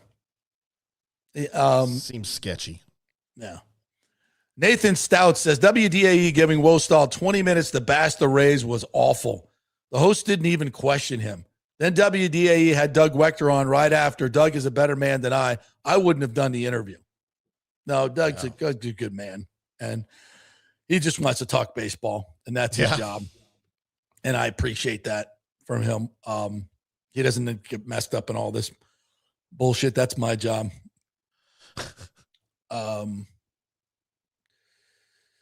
What else we got here? I want to try to stay on topic, but we can do the other stuff. Brandon Weed says Wostall has officially become an idiot, and I voted for him. Never again. Ouch. Wostall just posted they are coming for our property taxes. Bold-faced lie. Bold-faced lie. Is it bald-faced lie or bold-face? I think it's bold-face, isn't it? I think I said bald face when I was little because my dad had a weird West Texas accent, but I don't know. Danny Boy says it's BS really from Wostall here. He said, I think they'd probably be able to pressure the commissioners to vote yes on the memorandum of demand, some memorandum of understanding, and then it will die later on as they aren't able to produce some of the material. Well, listen, if that's the case, then the deal will die. If they can't come up with the money and they can't come up with the agreements that they should, then the deal will die. But to let the deal die because we're not going to do a memo of understanding in order to secure the state funding for Hillsborough College, which that special session is coming up May 12th. JP, breaking news. Bald-faced lie is the preferred traditional phrase for an obvious, shameless lie, though bold-faced lie is widely used and accepted. Both terms describe an audacious untruth, but bald-faced is considered more accurate in formal writing to mean naked or undisguised, replacing the older term bare-faced. So there you go. Oh, good. Thanks, ChatGPT. I love going into origins of saying. Oh, me too. That. We got some weird ones. Man, bear, pigs. Nice name. It said 6:20 a.m. is painful to listen to. I'd rather listen to Bubba. Love your show, JP. I love Bubba. Oh. Yeah, a very good conversation in the morning. And he does a lot of sports, by the way. Does a lot of sports. Better than the other guys, without question. Algie says, I love the sharp pick, tight end. So yeah, we got a tight end. No? Yeah. What are you complaining about? What else we got here? Kate Otton's days are numbered. Chris Cole says, speaking of radio, WDAE is a joke and shouldn't even be allowed to be called the Tampa Bay sports radio station. But listen, they got a lot of credible people over there that have coached a long time in leagues, been on television for a long time as a journalist and won a lot of awards. They've got a lot of guys over there that have, played the game and know what they're talking about. They got a lot of guys over there who have worked as columnists for a long time and have a long. Oh, wait a minute. No, they don't have any. I'm thinking, they don't have any. Timmy, like in Dallas, like the number one sports station, do they have any like ex-players or coaches or columnists or TV guys that are on? Oh, a lot of columnists and TV guys, and then we don't have any hosts that are ex-athletes, but we have regular occurring segments on pretty much all of the major shows with those guys. So yeah. And then there's me. Yeah. And I'm not saying you have to have the, obviously, but I just think it would add to JP, we have more ex-athletes on the them. air at FanStream Sports than WDAE does. They get a lot of good guests, though. I will give them that. They do. What else we got? David Terry says, I want to hear that effing roof come off tonight, so you have to call Pitch Roofing. I love that. Love that. Way to integrate. Yes, that's how you do it. Michael LaRue says Hagel is in. As Edouard Destu is a game time decision. We shall see. What's his injury? Or is he just he's not just a healthy scratch, right? Destu? Yeah, he got the elbow to the head. Yeah, he got banged up. Yeah, he got concussed. But to Brian's point, I don't think we had the Montreal doctors checking the. Let's give him some smelling salts. Win tonight and close it out in Montreal. That would be epic, says Chris Cole. It would. Yeah, Uceda can be our best relief pitcher, and he's not even back yet. Hopefully he will. Starting rotation, says Alex Nunn, has been lights out. I said what I said. Mike H said that's in poor taste when we're discussing concussions, by the way. That's right. Big O predicted this team would be scrappy and a thorn in the side, says Mike at 1242. Yes, he was right. I was wrong about Nick Martinez. I was wrong. See that? Cy Young. JP, I was there. It was a hard hit on Caminero. I'm not saying it wasn't hard to hit, but like to Timmy's point, I thought he was, like hitting the head with a line drive or something or a pitch. Right. I mean, far be it from me. I mean, come on. He's a tough guy. I get it. But I bet it was more the Rays wanting him to come out than him, to be honest with you. Jeff Sutler says, Tim, that video with Sporting Goods Bolts Habs video is hilarious, but I think it's from Montreal site. Am I correct? Yeah. So JP, a friend of mine from Montreal sent me a link to this. And this is how we'll go ahead and play it. This is how Montreal fans think.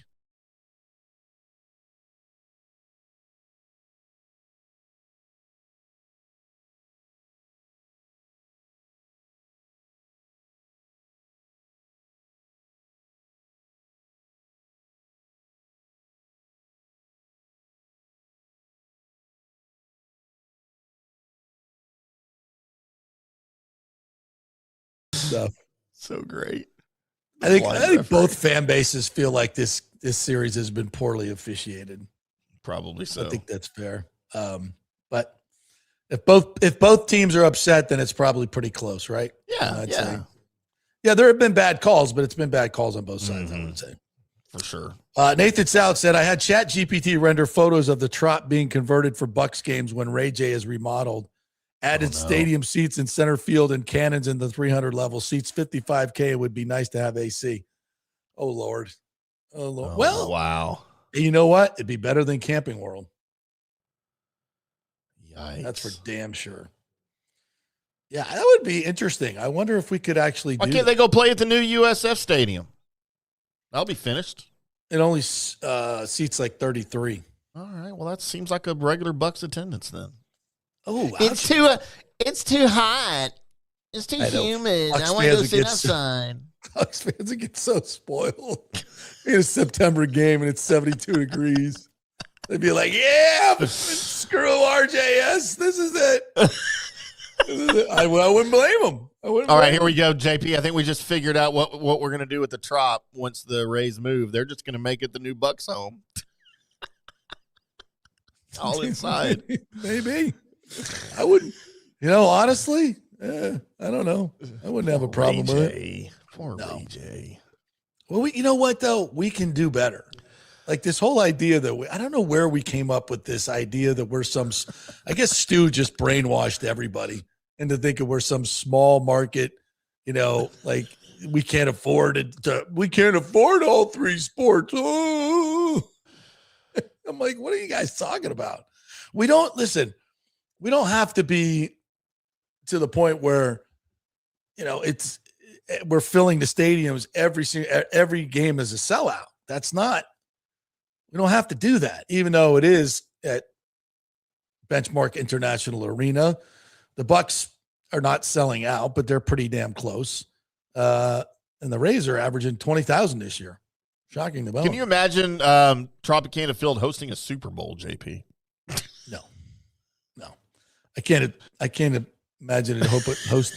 I mean, when they played like the Gasparilla Bowl there, rinky dink, man. It was really, really rinky dink. But I mean, if you put some money into it and, you filled the upper deck and, put some center field.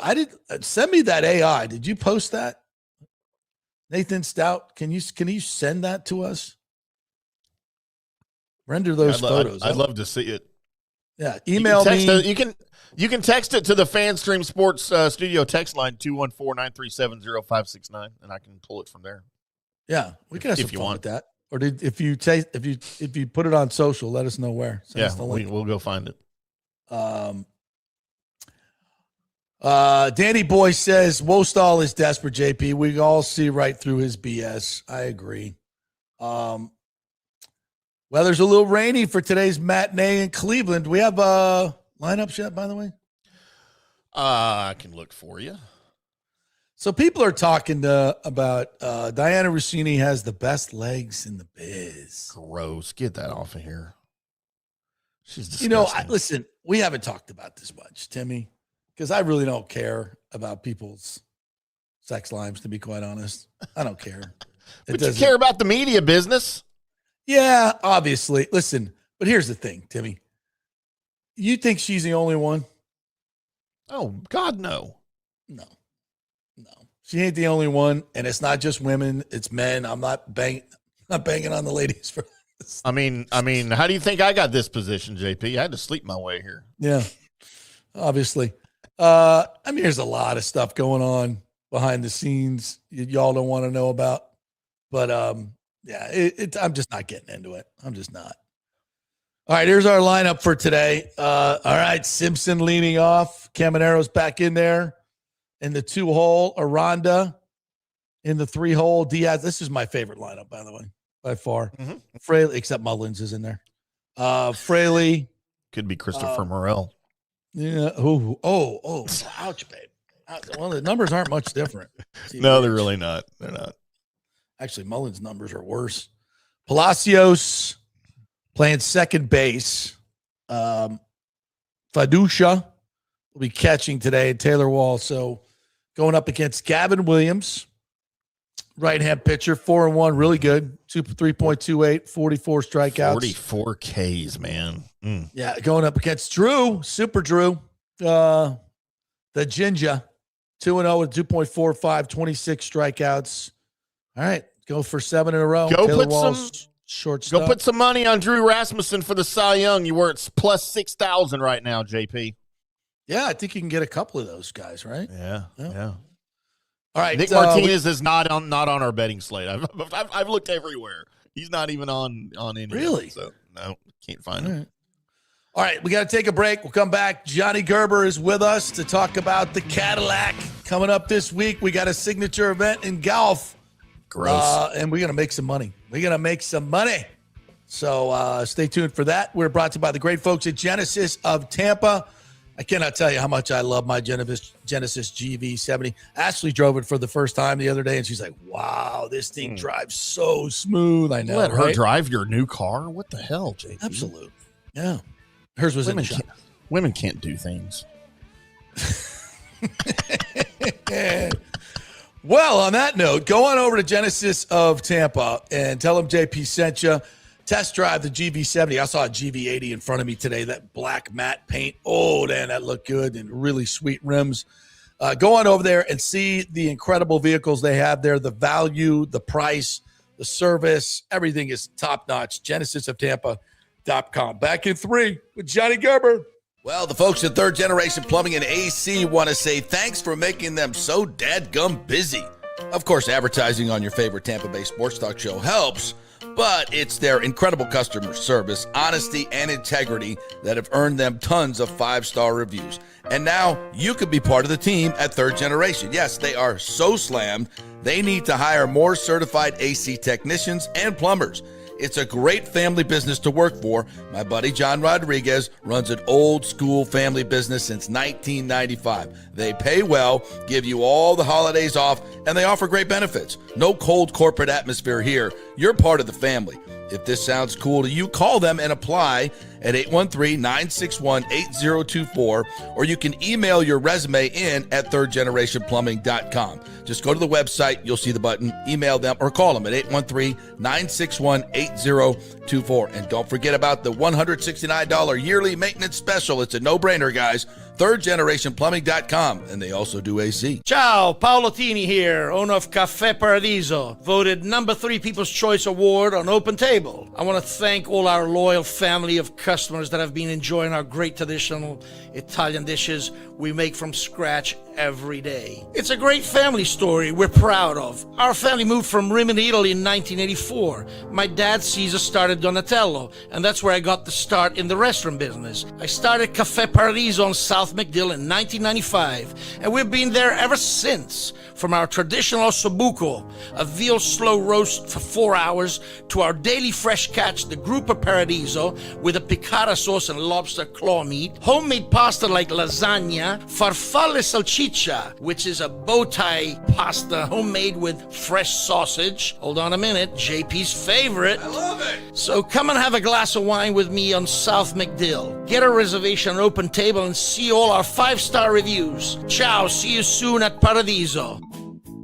Sports fans, it's time to gear up. Head to fanstreamsports.com and check out our brand new merchandise store. We're talking bold t-shirts, 3/4 zips, hoodies, hats, mugs, and more. Everything you need to rep your favorite shows and your favorite crew. Whether you're rolling with the JP Peterson Show in Tampa Bay, From the Rough in Dallas, the Tim May Show featuring Clay Hall, or the Jeff Thidoff Show in Ohio, or any of our Fanstream Sports original programming, we've got the perfect look for game day and every day. So don't wait. fanstreamsports.com. Click merch and grab your gear now. Wear the stream, live the stream, fanstreamsports.com. Welcome to Kingmakers, home of the JP Peterson Show studio and Tampa's premier business networking and social club for members only. By day, it's an exclusive, vibrant co-working space with a stylish conference room, focus rooms, a full production studio, and an in-house marketing team. And by night, Kingmakers transforms into a sports-centric social hub with a full sports bar, golf simulator, and exclusive events. For young entrepreneurs and seasoned professionals, it's the perfect place to work hard, play hard, and make big moves in Midtown Tampa. Close the deal, celebrate the win. Only at Kingmakers. Become a member today at kingmakerstampa.com. Your business, your club. Hey, JP here for my concierge medical professional, Chris Lugo, PA. You've heard him on the show for a couple of years where he shares invaluable medical, nutritional, and supplement advice. With Chris, it's like having a medical provider as your best friend. What I love about this concierge service is the convenience and support he offers. I can text or call him 24/7 with any questions or concerns, and he'll promptly call in a prescription if needed. No office visits or copays required. It gives me peace of mind knowing I have someone genuinely invested in my health, not just focused on insurance profits. And the best part, the Bay Area Modern Medical Center's personal concierge service is more affordable than you might think.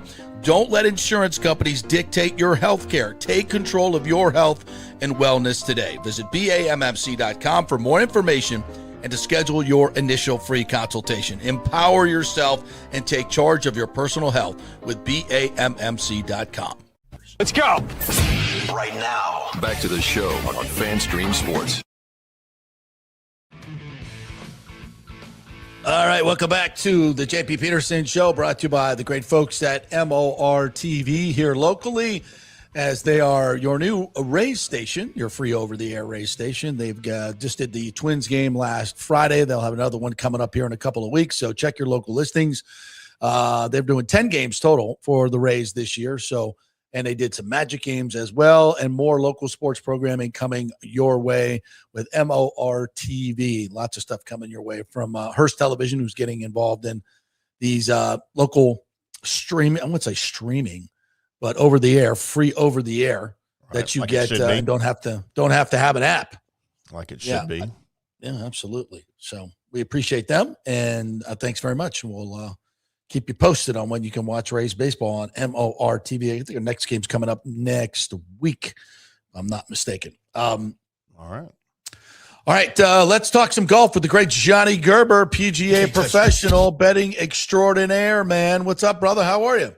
Good morning, fellas. It's been a few weeks. Just great to get back on the get back on the slate here. We took a week off last week, a well-needed week off, as we had a little rough stretch with the Masters and Heritage, but that happens. This is not for the faint at heart when you start talking about golf gambling, so many opportunities, but when you get on that hot streak, it rides pretty good, the low streak as well. But great to take a week off, but I'm ready to get back on the horse this week. I love this week. I know this golf course extremely well.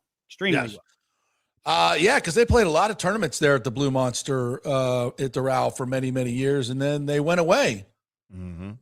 Yeah, I think it's had to do with Trump, right? I think Trump. Thanks a lot, Bin Laden. Yeah, no, it really was. I mean, there was his first term there. It's been 10 years since they played there, and there was a big discrepancy with him being the president first term, and then having a tournament there. And seriously, that was a big debate, and they talked about it. And I think that was one of the reasons why they pushed it away from there, which is a mistake. I mean, Doral is one of the pillars of the PGA Tour. I think they know with the sponsorships that they're struggling with right now. In terms of getting sponsorships, I think, losing something like that 10 years ago kind of put a bad taste in a lot of people's mouth. And I love them going back to Doral this week. I blame Obama. Yeah. I blame. By the way, and just to piss people off even more of those who are not Trump fans, the golden statue that will greet each of the players. Oh. Have you seen this? Freaking awesome. It's something. I mean, I just see that thing and I'm like, oh boy, people were going to be triggered. There's going to be some people triggered. He knows how to push those buttons, man. I tell you what, he is as good as it gets on pushing that button, man. But I love it. Let's just say this: if you're a golfer, and whatever you think about Trump, the dude is a huge supporter of the game of golf.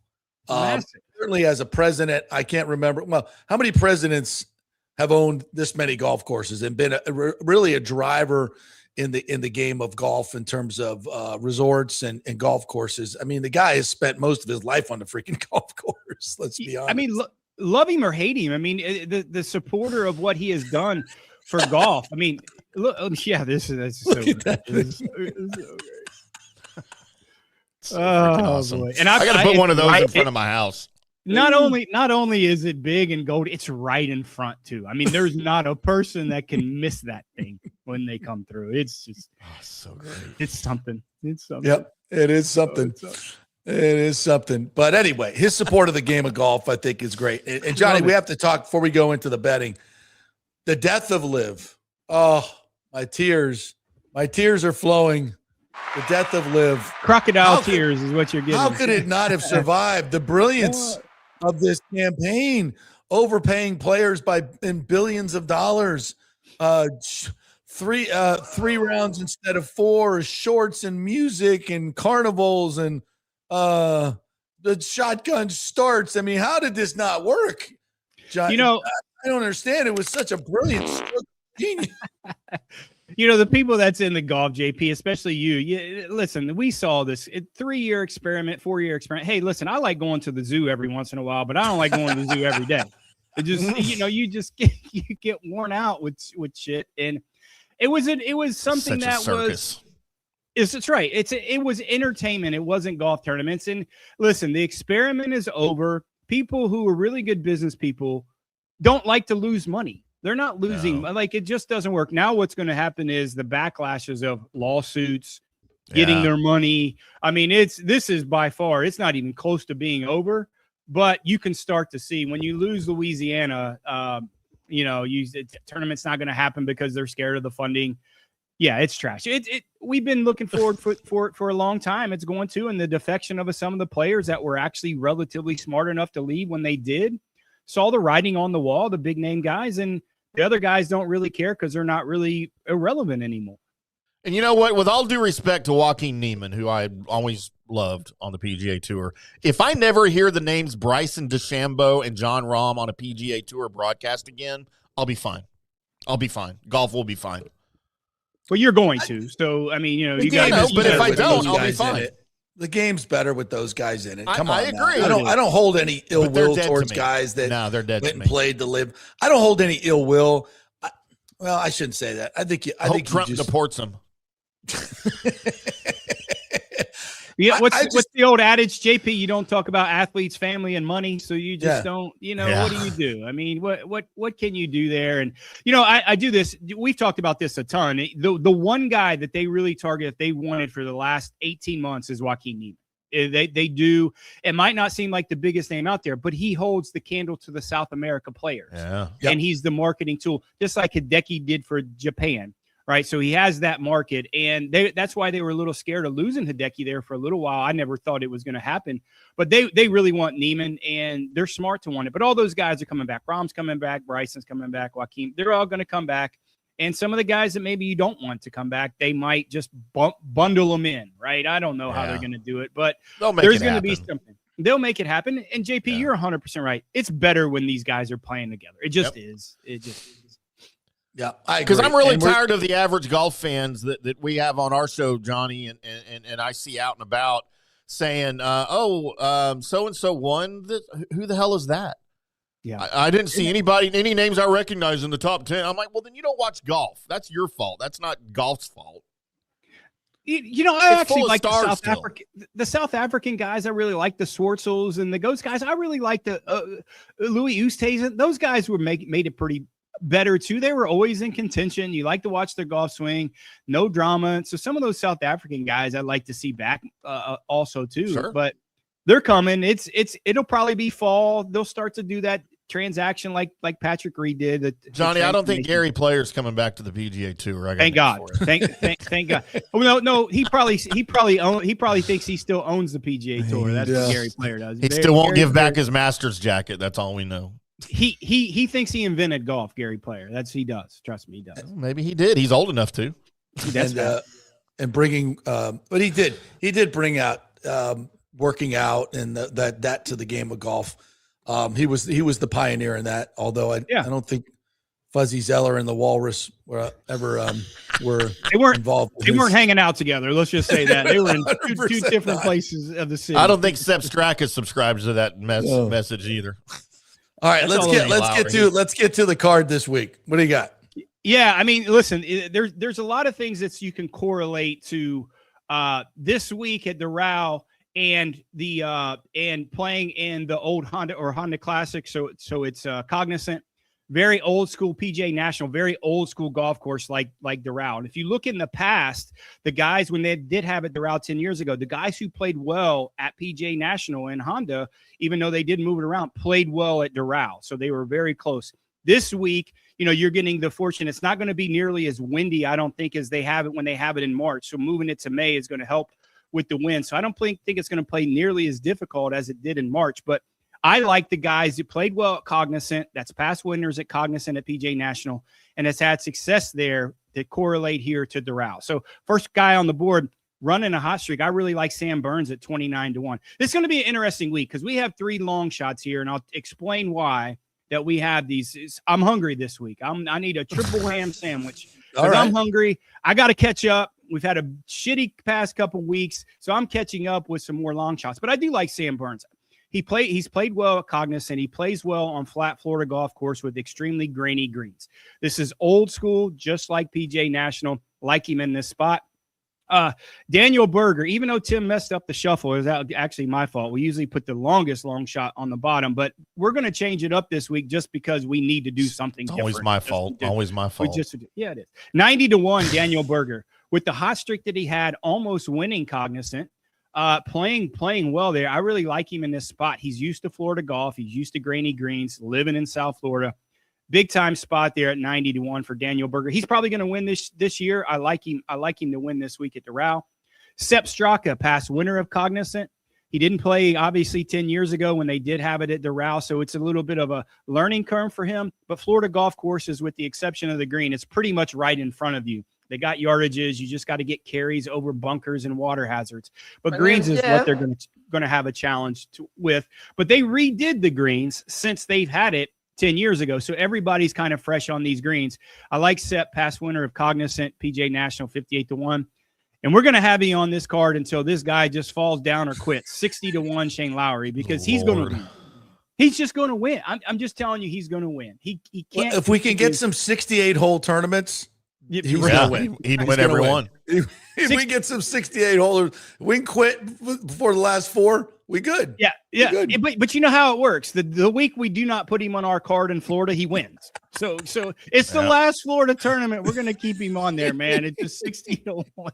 You're gonna die on that sand hill. I know. Sure. I know. I will. Hey, on a side note, Johnny, and I'm sure we'll talk about this on From the Rough today. By the way, live at 5:00 all across FanStream Sports channels, and later the same day wherever you get your podcast. What the hell happened to Shane Lowry and Brooks Koepka in New Orleans?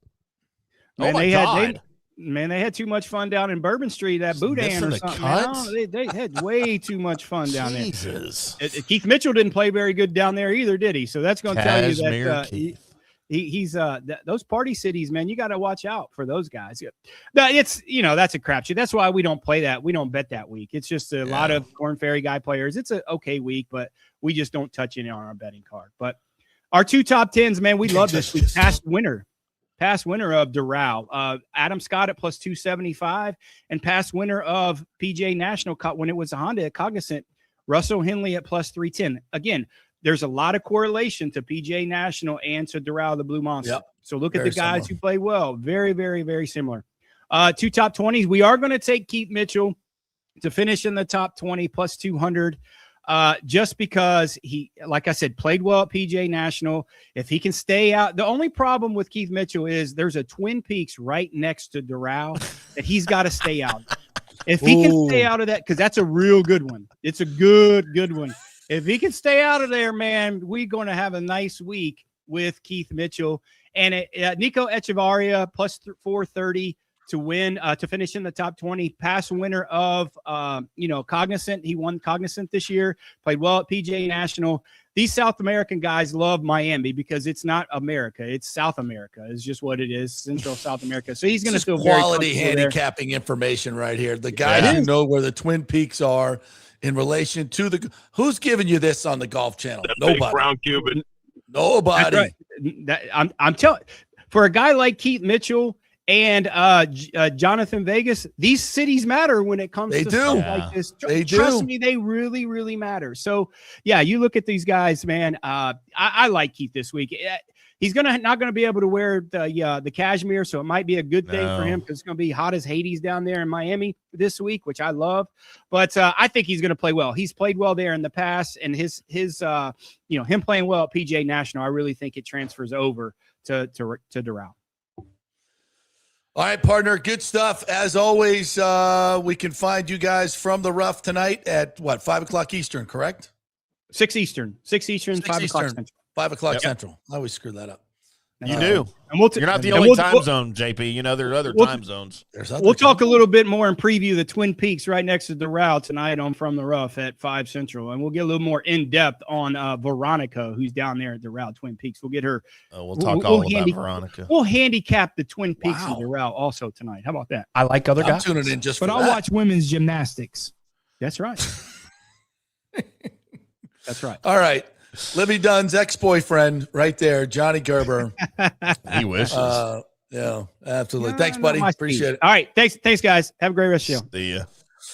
See ya. All right. The Big O is here. The Big O is here. We're down a camera here today, so I'm gonna have to do this. Producing on the air. Yeah, we are. Hold on. No, you don't have to be that. Oh my gosh, you're gonna get. See. What Hamon doesn't realize is that the Shohei Ohtani of podcasts. I need to be in Tampa. The show. Oh, that's what. He dropped it. Oh, man Error. Down. Man down. Crotch shot. We got crotch shots. Trying to be crafty. We are experiencing technical difficulties in our FanStream Sports studio. Please stand by. Best thing we've ever done on the show. We're upside down. It's upside down. Is it? It's the greatest show ever. I can't hear what's going on. I don't know what's going on. He's dogging the hell out of you right now. Greatest show ever. He's dogging. Are you in the show? Hell what do we got to do around here, Big O? What's happening? Bro, I was comparing him for a quick second to Shohei Ohtani, and I need to bite my lip now, and it's. What would be my comp? Yeah, no, it would What be my producer comp. It's he's a new player. Morel. He's a new player from Christopher Morel. By the way, he just got called up. A monkey by the Marlins for yet another chance. He's not Shohei Ohtani. He's No Way Ohtani. Oh, he's a new Japanese guy that just came. Oh, No Way Ohtani. No I way. like that. No Way Ohtani. All right. How are you, partner? I'm great, man. Listen. 13 straight against the American League. What's going on with that? What the hell is going on? What's going on with that? If it wasn't for the NL Central taking 10 games from them, I believe it was. I want to say I think it was 10. I think and they got 5 wins out of that because they lost all 5 series 2 games out of 3. So, but they've won 13 straight against American League. They have no answer for the pesky, pitching. Well, we're done with those people.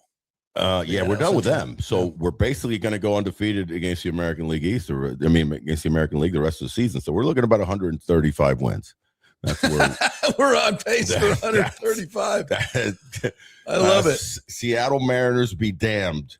116 is not. Screw that for the pesky. I'm going to start calculating the Rays magic number. It's too early. I see 135 coming. Yeah, might be a little bit. We were talking just yesterday about giving Nick Martinez to Cy Young. Now we got to double down on that. Yeah. He was really good. Another great start. One of the things that stand out for me is just the efficiency that he's throwing at right now. The big thing with Major League Baseball starters in the last decade for sure has been lack of efficiency. Maybe guys wanting to throw so hard, wanting to spin balls better and throw so many more funky pitches, a lot of sweepers and sinkers and splitters, and they've gotten away from efficiency, and forgetting that the best 2 pitches in baseball is a good spotted fastball and a great changeup. Good spotted fastball. As Shane McClanahan is showing. And a great changeup. Yeah. And the best at that in my era, and maybe in many eras, was Greg Maddux. Yeah. And I'll say it again. I said it last week after his performance. He is pitching like a mini Maddux. Very, very efficient. He spots his quadrants using the changeup beautifully, but also the running fastball that he uses that will get in on the lefties and they'll race back over the plate, sinks a fastball. There's 2 guys on that staff right now that predominantly use fastballs, and it's the way that they cut it or sink it and move it with the finger placement. And that is Nick Martinez right now throwing strikes galore. Last start, he had 75% strikes. This start was right at that 70%. So you're just being very efficient, which does what? Extends your start. You just don't see that in the last decade. Guys are going 4 1/3, 4 2/3, 5 1/3. To get length is so dramatic. And then the other guy is Drew Rasmussen, who uses 3 different fastballs predominantly and gets outs. Who we'll see today. Yeah, we'll see today in a great matchup with Gavin Williams, who I'm a big fan of, and has 44 strikeouts himself, and he's a big 6'6", 250 hoss. When's the last time we saw a 1-0 game? Very it's been rare. A while. Yeah, it's been a while. This Rays bullpen is first shutout for the staff. So that's a big deal. But again, 13 straight. The other keys, solid defense. They did have that 3-error game a few days ago, but they stinked away with the win because they had enough offense that day. But other than that, defense has been outstanding. The moves that 2-time manager of the year, Kevin Cash is making are on point. Walking the kid, Bazana, intentionally walking him was clutch to kind of, be able to face a guy off the bench, and he was put away in 3 pitches. Right call. But maybe a lot of managers kind of go like, oh, I'm going to, scare the kid a little bit. No, let's get the force out, and let's go with a potentially weaker hitter. That kid is highly touted and maybe, pesky and puts the ball in play and changes the game completely. So great job by Cash. Great job. He's hot. The other thing, making good decisions. He's making great decisions. You think he's got a little bit more autonomy? I mean, the other day, I think a lot of in-game decisions are his. Yeah. Let's get serious. I don't think he's got an earpiece and, the 52 guys are, all talking at the same time, Go, you need to do this, move that. No, take the candle out. No, I don't think that's happening. But so a lot of those decisions, but it's all predicated on a lot of statistics that they go throughout the day, throughout the week. Yeah, that's pregame stuff. They pre-decide a lot of game different after, that night. I'm sure a lot of stuff, he's probably gets more information. When you have 52 guys that are on staff, then you're getting a whole lot of information, and he has to funnel through that and then make game day decisions. He's making some good ones. Yeah, he's learning his bullpen and when to go and when not to go, and it's working out. Mike H had a question for you. He said, Big O, what happens when Pepio, Clevenger, and Uceda come back? Are we now a force to be reckoned with?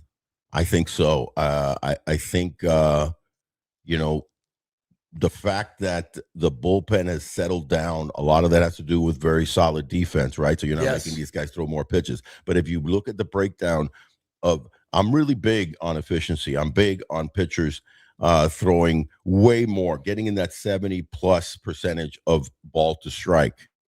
And the last few games, the bullpen has come out. Guys like Hunter Bibby, obviously Cole Sulser, did a great job. The kid Ian Seymour, who's still very, very young, in the spectrum of being a big leaguer, struggled a little bit yesterday and got a couple of walks, but worked himself out of it. He's got great stuff. He's very funky and hard to figure out with his delivery. So once he kind of, a lot of that is how his arm socket is and repeating that properly, but he's got really good, swing and miss stuff or soft contact stuff. So these guys, Baker, Kelly, they're settling in. So if you add those other pieces and they come in on point, now you've got depth to your bullpen. And as the season progresses and your starters, go through that little lull in July, August, and then you build them back up into September and hopefully postseason, then you have a full roster of a great staff. They have the potential to have a great staff. We've said that out of spring training.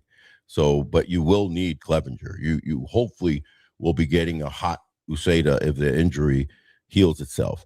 Those, and then obviously Ryan Pepio is Ryan Pepio. That's a legit arm. The big thing I think that you got to look at is RISP, and I don't think it's talked about enough. Yeah, clutch hitting, runners in scoring position.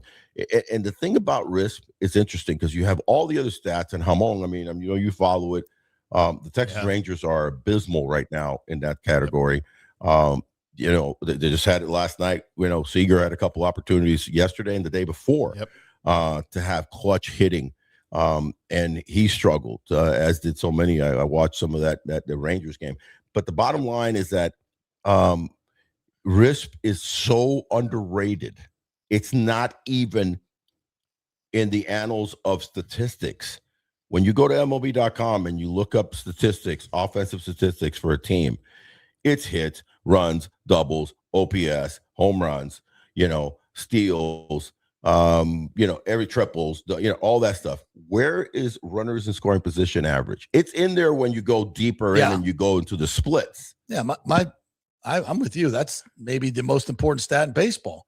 When you go look at teams that overperform, you can go right to that number and say, oh, damn, they're hitting, 287 or 312 or whatever it is with runners. It changes everything. Well, look at Aranda. His average is down, but Yandy. Yeah, but his RBIs are up. His RBIs are up. So the reason that those two guys are such good RISP hitters, and I was proud in my career that I throughout from A ball all the way to the major leagues to Japan leagues. I concentrated my height. I call it height awareness. Seemed to go higher when there was a runner on second or third, and I knew the situation. Runner on third, nobody out, and middle infield is back. I'm looking middle. I can hit a ground ball to short and drive in a run. I'll take the offer for that at bat, but I drove in a run. I can hit a sac fly because I was a fly ball hitter, or I can get a base hit to center, left, and right. If I lift one, now it's a 3-run homer or a 2-run homer. But you have to drive in that run, and how you do it is by hitting towards the middle of the field. And if you look at Yandy and Aranda, I think Aranda is like copying, Yandy as much as possible because it's a similar type hitter. He has a bat on his shoulder, takes it off. He's very calm. He took a really nasty breaking pitch sweeper yesterday. Okay, went down, kept the big thing that they do, both of them really well, is the plane of the bat always stays flat. That's through. right. So if you stay flat through, here's what happens. If it's inside, you're throwing the knob of the bat at the ball, right? So your hand placement is key. So if you're going here, if it's inside, snap. Middle, drive. Right. Opposite field or pitch away, you drive and snap. So you're basically going here and then you're snapping, but you're staying through the middle of the field. Both those guys do it that well. Those are the two guys I want up with runners in scoring position, and it's such a key stat. So you're not a fan of lifting the ball and swing? I'm not a fan about swing plane. Huge. You got to be at 12.8 degree launch angle. 12.8 launch angle. Don't be 12.9. Don't be 12.7. Not good. Upper swinging bat at a ball that's coming at an angle. Here's or even if it's coming flat. Yeah. Here's the deke. What's happening is that I feel that they're getting too much. Of course, you're going to be here. Your elbow's going to be down, but they're getting too much about the bat head needing to be down in order for the plane to be here, right? Right. So a lot of teachers are teaching, drop the bat head and come here. It's so hard to do, especially at the professional level, especially at the major league level, MPB level. Pitches are going all over the different place. You might get away with it in amateur ball, right, with an aluminum bat in your hands. But the bottom line is, I don't believe you need to drop that bat head. You need to drive your hands through, right? The head of the bat's going to naturally fall through. And then it's how you're controlling the bat head with your bottom hand and then guiding it with your top hand and connect. So here's inside, here's middle, here's opposite field. Yeah. And a lot of guys are just keeping the bat in the hitting zone. In the hitting zone longer and not dropping it. Because what happens invariably, the game of baseball is more of a repetitive game more than any game, I think, other than maybe practicing free throws and getting that repetition. Get in a bad habit. You can get in a bad habit and you're trying to drop the bat. What drops naturally, JP? Your back shoulder. Yeah. So now you're here and you start doing that a million times and you're popping up balls. You're swinging under balls. So it's a complicated math, but it really isn't. Just watch Yandy hit.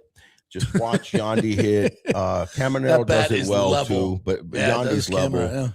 Caminero's just way more, he's just younger and much more aggressive and will swing out of his zone. Fastest hands in baseball. Yeah, arguably the fastest hands in baseball. We're going to talk about that and much more with the Big O Show coming up today at around 12:30. So be tuned in for that and much more coming your way. And well, actually, the game will be on while we're on, I think. Yeah. So it's almost going to be like a getaway live game. Commentary. Yeah, a little getaway that game could be today. fun. So dual screen it today. I tell you what, when you have the Big O Show, two hammers like that on a day game, bright sun maybe, those are tough hitting tough days. Scoring. Tough hitting days. So we'll not be scoring at home today. All right, Timmy, great job to you. Big thanks to Brian Bradley. Go Bolts. Scott Reynolds joined us today as well. Another phenomenal show with experts galore. We really appreciate those guys. All of your comments, always welcome, except for some of you. Appreciate you. We will be back tomorrow with more fun and frivolity. Yeah. We will see you then. Bye-bye. Oh, yeah. I'm supposed to close the show, aren't I? 20 minutes. Oh, wait. Add this. What? That picture. That picture we were going to show for the Tropicana Field. Did you put that up? You want to see it? Yeah, real quick for you on the way out. There it is. Is it the Trop hosting a Bucs. Is it upside down? No. That's kind of cool. I'm down with that. Let's go. Oh, wow. Air-conditioned football. I'm all for it. Better than Camping World Stadium. That's for damn sure. Yeah. Yeah, and throw a bone to St. Pete. They'll love it. I'm for it. I'm officially for it. Let's go. Let's AI that whole damn thing. They're trying to get a stadium built over here, and we're rebuilding Tropicana Field. Can we just AI the Bucs whole season? I think that would be best. That'd probably be better. AI the Bucs. All right, have a great day, everybody. We'll see you in a couple minutes for the Big O Show. Don't miss it. Be good, Timmy. Be ya.